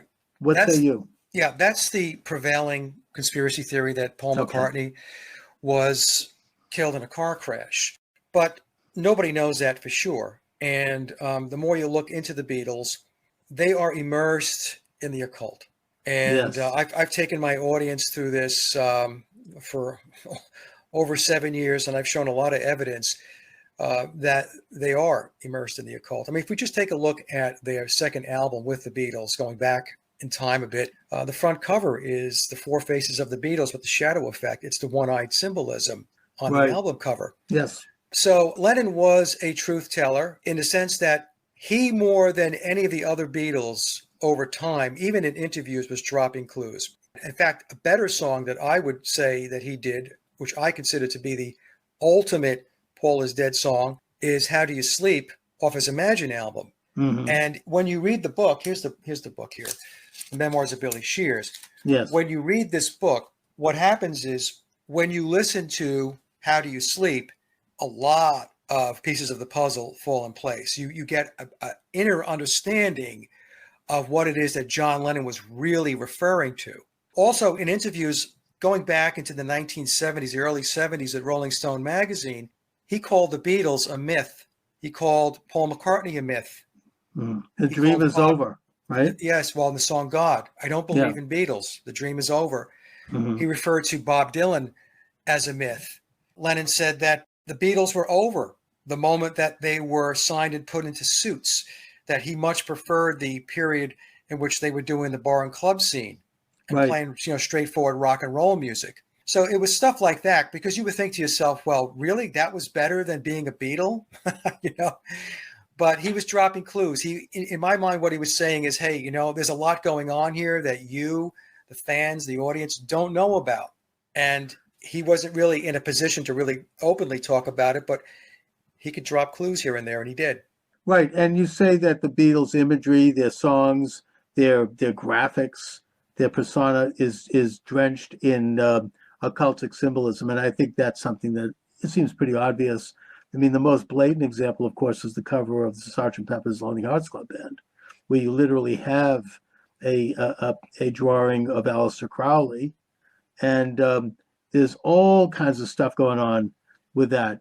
The other thing about the Beatles and all of that stuff is that it seems obvious that they must have been the trendsetter in terms of moving society forward, not only because they were visibly so incredibly successful and famous and apparently, at least allegedly rich, that everyone, got caught up in emulating that. It's almost like gods.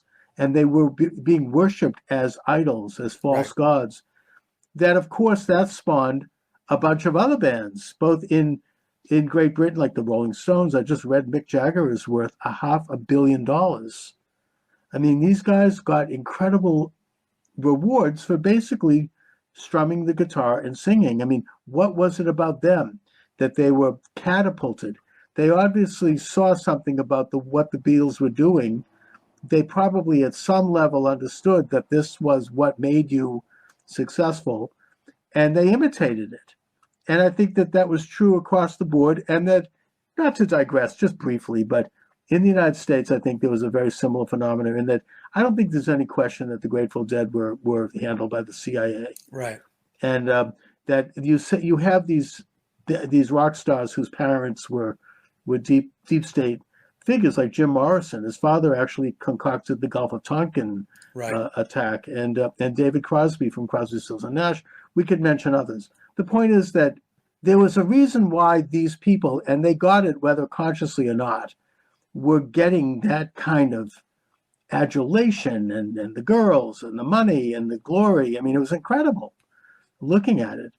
And I think that they were doing it because they saw how the Beatles got that. So the Beatles, I mean, it seems to me to make sense, thus, that the Beatles were being managed by what President Trump calls the deep state. There's a bunch of euphemisms for it, but the secret edifice that runs the show. It just seems obvious to me. So what do you think happened to Paul McCartney? I believe Paul McCartney passed away back in 1966. The book tells us it was on September 11th of 1966. September 11th is a very important date for, yeah. Very important date. Other researchers think it was possibly back in August. Some think it could have been November. But in either case, whether it's August, September, or November, 1966 was the year. Now, I believe it's possible that Paul McCartney's death was a ritual sacrifice. Mm-hmm. And these ritual sacrifices, they take place. A lot of people have a hard time getting their arms around this. In the book, it's referred to as death for success. So it also says in the book that John Lennon and Paul McCartney entered into a Faustian bargain in October of 1963. And what was that bargain about? They released their Please Please Me album, their debut UK album, on March 22nd, 1963. So there's the 322, Skull and Bones number.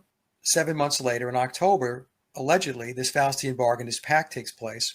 And of course, by going through the pact, they're told great things are going to happen. Do you like your success right now? Oh, we love it. You like the money? Oh, we love it. You like the fame? Yeah, it's great. Okay, there's a lot more of that if you do X, Y, and Z. Mm-hmm. So the book tells us this pact was taking place. And by the way, Memoirs is not the only book to talk about the possibility of a Faustian bargain taking place. There's another book that is written by an author by the name of Joseph Niezgoda called The Lennon Prophecy. He speculates that John Lennon entered into a Faustian bargain back in December of 1960. So it's not just the Memoirs of Billy Shears that's talking about the possibility of a deal with the devil. So once they have that Faustian bargain, they catapult it. And then their With the Beatles album was released on November 22nd in 1963.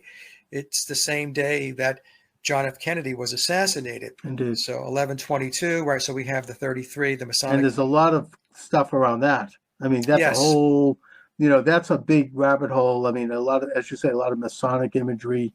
Yeah. You could go to huge volumes on that subject. And what we have to remember, Charles, Yeah. I explained to my audience that the music and entertainment industry is completely controlled. It's one of the major levers, one of the big tools in the toolbox of the controllers. It is a way that they can easily manipulate consciousness. By the way, I don't think that what you're saying here is in any way, controversial, in that there really are, and there were, I don't know if it's the same now, but there was maybe 4 or 5 record companies that decided everything. Yeah. They decided who was signed and who wasn't. They conducted a large part of what went down. I mean, they groomed people in a certain way, right down to what they looked like and how they acted, and they signed agreements because they were investing in them. Like, I suppose it's like the old Hollywood system too. I mean, Yeah. that they would become part of a stable, is what they actually called it, where people would basically sell a level of their independence as a person in exchange for fame and money and all of the goodies that you get with that. And so, I mean, of course, the music business ran that way. They decided who got to be on the radio. They decided who got to sell records. They decided what the album cover looked like. That was very important back then. Right. And it all seemed to have a certain homogenized look to it, and it all basically, as we are saying, sent out the same message that was spearheaded by the Beatles. Right. That's because there's an agenda. Yes. And so I explained this in another show that I was on last night. They asked me a similar question. Are you saying that all of these bands are fabricated? I said, no.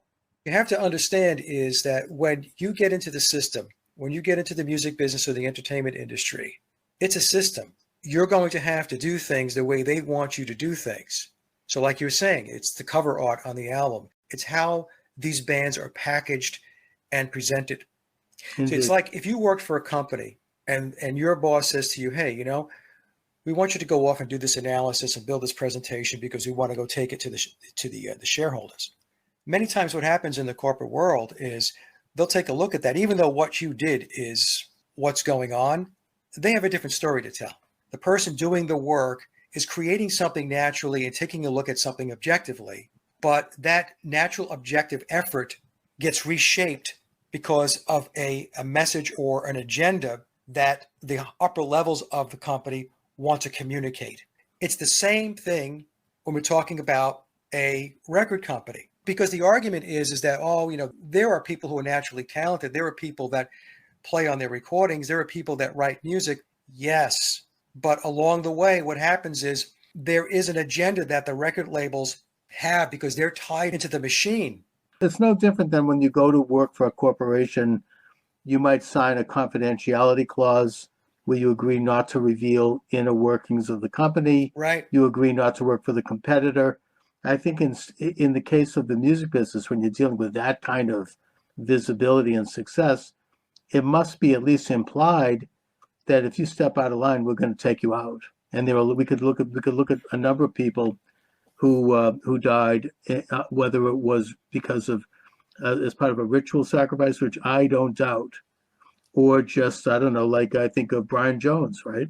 What happened to him? Brian Jones, Keith Moon, John Bonham. Yeah, all of those guys. So here we have Paul McCartney, according to what we're talking about, passing away in 1966. Obviously, the other three guys knew this, and they have sat on that. The new guy comes in. Who is he, and how did they transform him into the new Paul McCartney? Okay, so I call him Billy Shears, and if we have time, I can take you through an interview I did with another Beatles researcher who did an amazing job, and I think she may have identified who his true family is, Yes. his bloodlines. Okay, but we could talk about that in a bit. So some people believe that Billy, who is playing the part of Paul McCartney and has been since 1966, he has the primary contract. He's the primary replacement. Okay, so there have been others who have paged in and out, lookalikes and doubles and so on. There have been lookalikes and doubles with the Beatles since day one. I was told by one source that from day one, there were 3 doubles for every Beatle. So there's Paul McCartney, and he had 3 doubles and lookalikes. There was John and 3 doubles and lookalikes. So there was 4 of them. And these doubles and lookalikes could have been used as decoys and stuff like that. Billy just did not show up. In other words, there wasn't a contest to go identify a lookalike and then bring him in and then shape this person and mold him and do all this work to create somebody that looked like Paul McCartney. That's not what happened. He was handled and brought along through the system. Now, I don't know whether the ultimate plan was he was going to wind up in the Beatles as the primary focal point or handler of the band. In other words, he was going to really lead the psychological operation, the social engineering initiative when he got there. Think of it as the handler was internalized within the band. But I believe he goes back as far as 1962. So I think he was in the pipeline for quite a while. I think that as a studio musician, it's likely that he was playing on their records. Also, going back a number of years ago, he made a statement that he wrote the song In My Life. And this was in the newspapers. And of course, this shocked a lot of people because In My Life is a John Lennon song. Right. Mm-hmm. Right? Yeah. And but he came out and said, no, I wrote that song. And so the media went into damage control, and they had 2 universities. I forgot who they were. They ran these, quote, computer models to prove that, no, it was John Lennon. Paul McCartney misremembered writing the song, which is comical because In My Life is considered to be one of the greatest rock songs of all time. So when you take a look at rock polls and they vote for the greatest songs of all time, it winds up in the upper tier of the voting. You just don't forget writing a song, any song that you wrote, but in particular, not a masterpiece like that. Not a masterpiece like that. So what Billy was telling us is that he was around prior to 1966. And what he was telling us, my opinion, is that he was writing music on behalf of the Beatles. So that might indicate that Billy Shears, whatever his name is, he was a little closer to Tavistock than the other guys. He was maybe one of the original songwriters. Yes, it's very possible that he was a ghostwriter during the 62 through 66 period. Now, I should say this also. From 1967 to 1970, the other songwriting Beatles, mostly John Lennon and then a bit of George Harrison, they contributed more to the songwriting between 67 and 70 and played on more of the recorded tracks during that period. But between 67 and 70, the Beatles were still utilizing. When I talk about the Beatles, I'm talking about the Beatles as an entity, the Beatles as the, right, were still utilizing ghostwriters and using session players on their recorded tracks. Okay. From 62 to 66, I don't believe that they wrote anything. And I don't believe that they played on the recorded tracks as well. There's an interview. I don't know if you know who Bernard Purdie is. Bernard is a famous drummer, session drummer. Okay. Right. And Bernard played with Aretha Franklin for about 25 years. And, he's been on many, many recordings, rock recordings. back in I think it was 78, he came out and said that he played on 21 Beatle tracks. He drummed on 21 Beatle tracks. Right. And Bernard has been saying this now for 45 years. And he came out with a book in 2014. It's titled Let the Drums Speak. And he has a chapter dedicated to what he refers to as the Ringo Starr controversy. And he stands his ground. So for 45 years, Bernard hasn't budged. Now, back in the early 2000s, he did an interview, and they asked him specifically about this controversy. And at first, he's like, I don't want to talk about this, because in the book, Bernard tells us that he had received death threats for coming out with this information. And obviously, it became very, very uncomfortable for him. But in this interview, it was in 2004, if I recall, he goes on to say that, look, 98% of the bands that you believe are playing on the records are not playing on the records. Right. They're studio players. And then he goes on to say at the toward the tail end of this discussion about the Beatles, that there were 4 drummers on Beatles music. And he's talking about the early period between 62 and 66. And he said Ringo was not one of them. So Bernard was obviously one. He drummed on 21. Andy White was another, because the official narrative tells us that Andy was on P.S. I Love You and Love Me Do. But I think Andy White drummed on a lot more songs than the 2 that the official narrative tells us about. And I received an email from a person that I had been corresponding with for a bit, and I knew that they knew a lot more than what they were saying. Her relative was Ronnie Verrill. Ronnie Verrill was a great jazz and studio musician out of the UK. And Ronnie died, must be about a decade ago now. She said he was also one of the drummers on the Beatles tracks. Okay. Then I have not an interview, but it was a show that Glenn Campbell did. Now, Glenn Campbell was a fantastic, phenomenal guitar player. Yeah, absolutely. And he was with the Wrecking Crew. Yes, he was. Incredible. The Wrecking Crew. The Beach Boys, all of that. All of that. Incredible and the Wrecking Crew model was the model. And in fact, in the UK, they had their own version of the Wrecking Crew. Studio musicians like Vic Flick and Big Jim Sullivan, Jimmy Page. Jimmy Page, yeah. Jimmy Page. Jimmy Page was a studio player. So Glenn Campbell, he's guest hosting the Smothers Brothers show in July of 1968, and he's introducing the band Cream.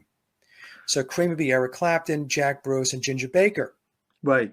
And as he's introducing them, he says these guys are known as top-notch studio session players in the UK, and they have played on records for the Beatles, the Rolling Stones, and, he rattles off a couple of other bands.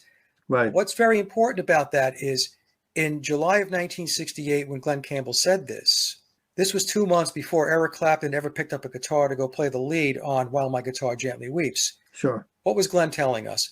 Glenn was telling us that Ginger Baker, Jack Bruce, and Eric Clapton, or a combination of those 3, were on the Beatles recorded tracks. So it's possible when Bernard Purdy said there were 4 drummers, which would be Andy White himself, and I know Ronnie Verrill based upon my source, the 4th could have been Ginger Baker.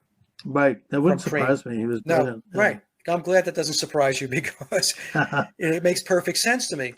Yeah. So in any case, Billy comes from elite bloodlines, and if the researcher that I interviewed, Stacy, is correct, and I believe her case to be extremely compelling, that interview is up on my channels.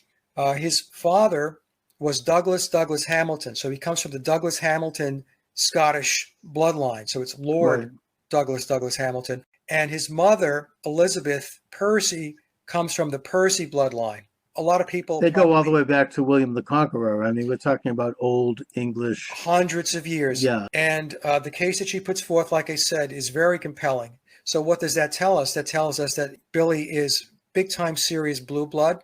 And so what do these bloodlines do? Well, they move their own blood, their own family, through the pipeline to be in positions of influence and power. Sure. So in the book, it tells us that Billy actually was subjected to mind control and ritual abuse as a child.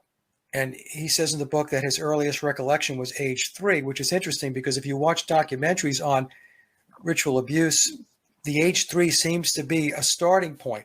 He also mentions that he was tutored and mentored by Aleister Crowley between 1937, when he was born, and 47 when Crowley passed away. So his family would have been connected into Crowley.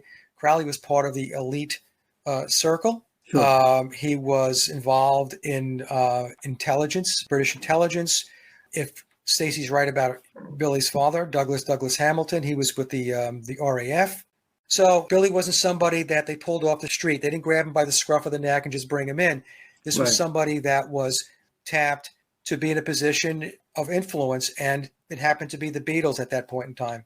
And I would think that they probably did some sort of plastic surgery to make him look a lot like McCartney. I mean, you don't just, you can't just, and this is an incredible, public figure. You can't just expect, people not to kind of get wind of it unless he really was literally molded to look like McCartney. He had a lot of plastic surgery, cosmetics. He had fillers. He doesn't look anything like Paul McCartney. I know what he looks like prior to the transition to the Paul McCartney character. He's Scottish. He's got reddish blonde hair. Right, different guy. But and I think that from what I can tell, going way back, the Beatles left a lot of goose eggs in terms of McCartney being dead. I mean, I Buried Paul. I mean, played it backwards. Lots of stuff like that. What the Abbey Road? He's walking across the street with bare feet. He looks like a corpse. Right. Whereas the other guys, Lennon is dressed as a minister, and George Harrison is a grave digger, and Ringo is an undertaker. Right. And these sorts of things were maybe a way for them to either try to, let the beans out, or maybe just let off some steam. I don't know. I mean, but it does seem like there were all these fascinating and rather tantalizing hints about what was going on. Yeah, it could also be that what they were doing, because at this point, when we're talking about Abbey Road, see, when Billy took over the band, he took over the band. Right, and that's even Lennon has said that. Yeah, he took over the band. He was almost shunted aside.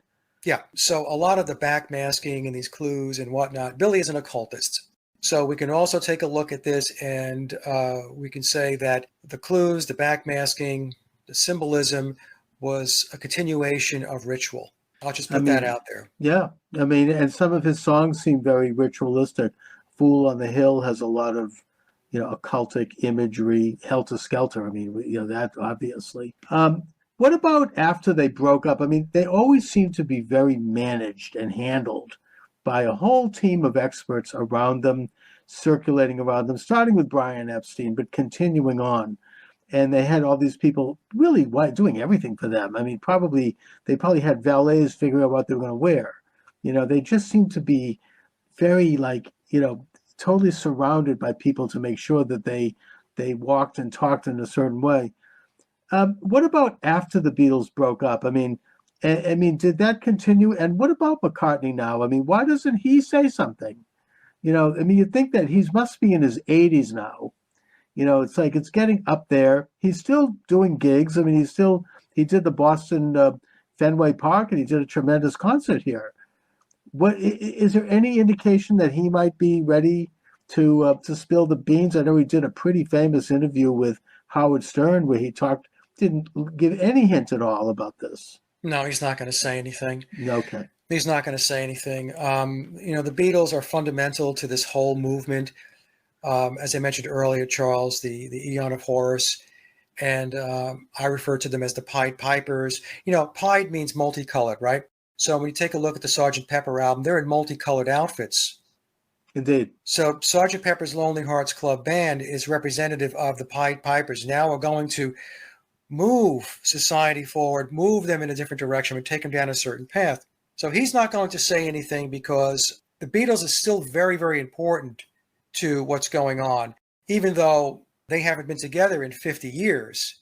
Right. But what we see is the Beatles' influence is everywhere. When we listen to interviews from other bands and artists, almost always there's a mention of the Beatles. There's a mention of Paul McCartney. They're paying homage to the Beatles because the Beatles were foundational to all of the other bands, all of the other genres that followed after them. Right. I suppose if they pulled the plug on the Beatles, the whole rotten mess would fall into a heap of dust. I mean, in a way, maybe that's what they're afraid of. But, this whole edifice is kept up with that kind of scaffolding. And I guess that, whatever McCartney or Billy Shears, whatever his name is, he'll just take it to the grave. Who killed John Lennon? Well, it wasn't Mark David Chapman, I don't think. No, I mean, it looked like a professional, well-calculated Yeah. military style execution. Well, people have looked into this. They claim that Jose Perdomo was the doorman at the Dakota that night. Jose was with Operation 40, which was the CIA assassination unit. Right. There's a gentleman out of the UK now. I think his name is David Whalen, and he's essentially reopened the John Lennon assassination investigation. He's pointing to Chapman wasn't the guy; it was somebody else. It's interesting, though. I did listen to an interview with him, and he didn't mention Jose Perdomo's name, which I thought was curious. But you're absolutely right, Charles. John Lennon was shot with precision. That was done by a professional assassin. Why? Well, that's an interesting question. So, I mean, I know that this is simply a off-the-wall thought, but his entire catalog, including his new album, Double Fantasy, made huge money after he was killed.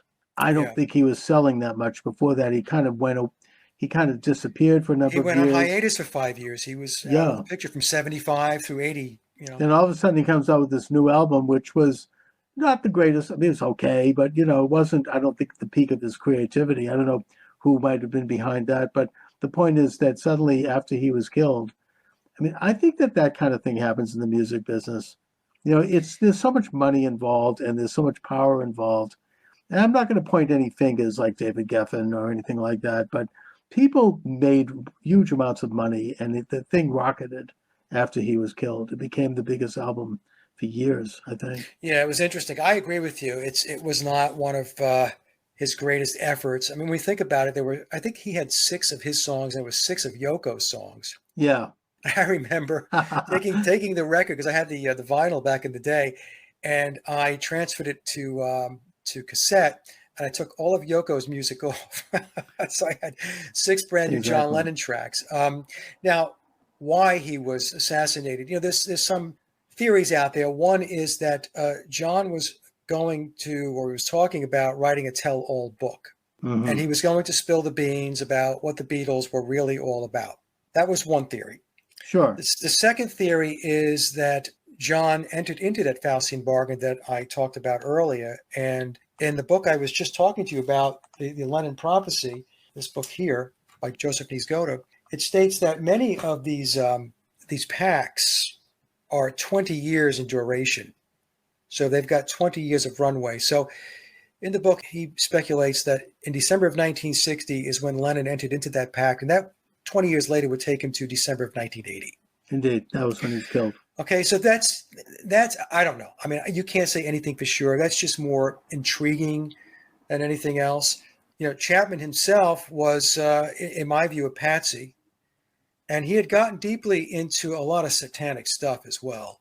Right. So, but I don't think he pulled the trigger. I think that the Jose Perdomo or some other assassin did the dirty deed. Yeah, I mean, it does look like a professional sort of a hit, and we can't know why. I mean, Lennon was a thorn in the side, certainly, of the Nixon administration. Oh, yeah. Not that was a part of it. I don't know if at that point they cared, but I even think Nixon was out of office at that point. But, he had some enemies. And George Harrison, I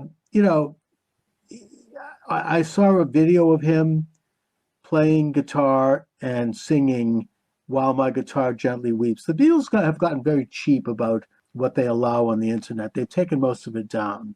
Yeah. But everything to them is you have to buy it. It's very protected, yeah. Before that, there he is, just playing the song, singing, playing guitar, wearing a t-shirt and jeans, no music around him, nobody around him, no special effects. And it was brilliant. Yeah. Absolutely brilliant. I mean, I think that these guys did have talent.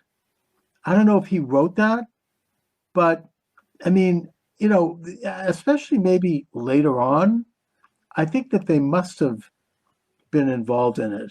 Yeah, like I said, between 67 and 70, they were contributing more to the content.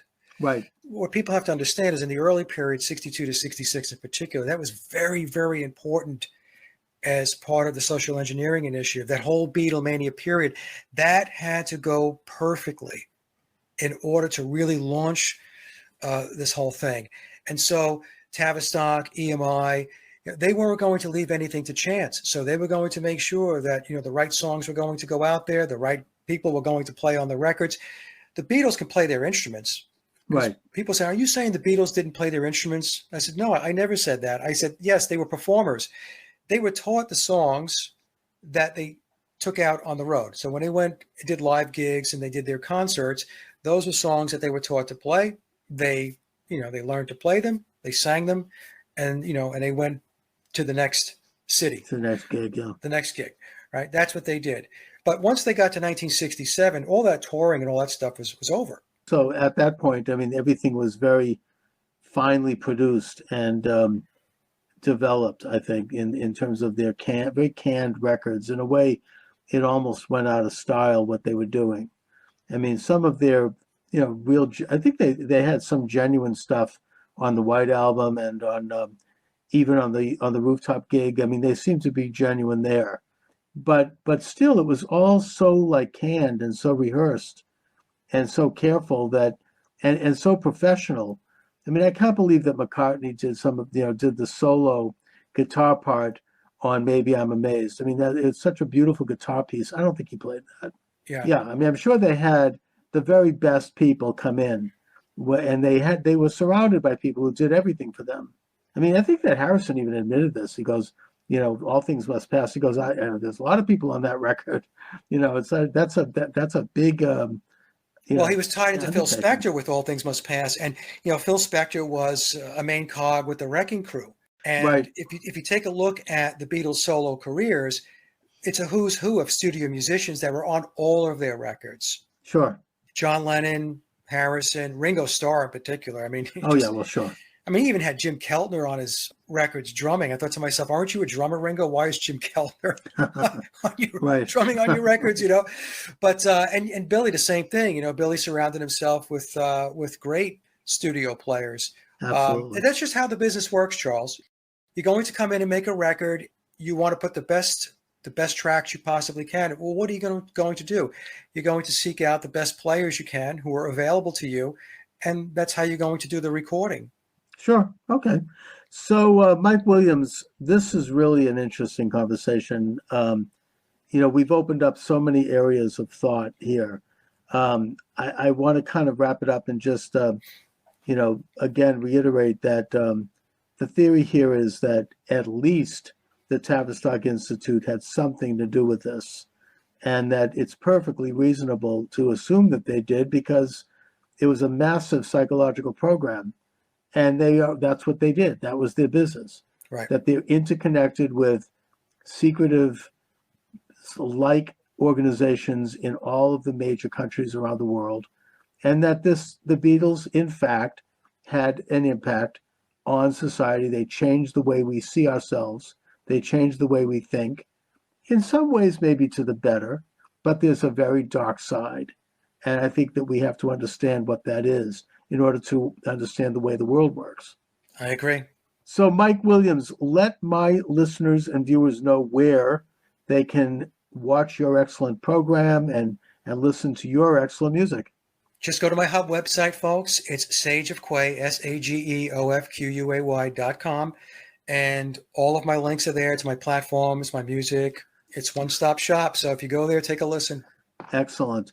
Mike Williams, listen, let's stay in touch. I mean, if there's anything that comes up, contact me. I'd love to have you on again. Thank you, Charles. You're welcome, and I really appreciate you joining me. It was a pleasure. All right, thanks a lot.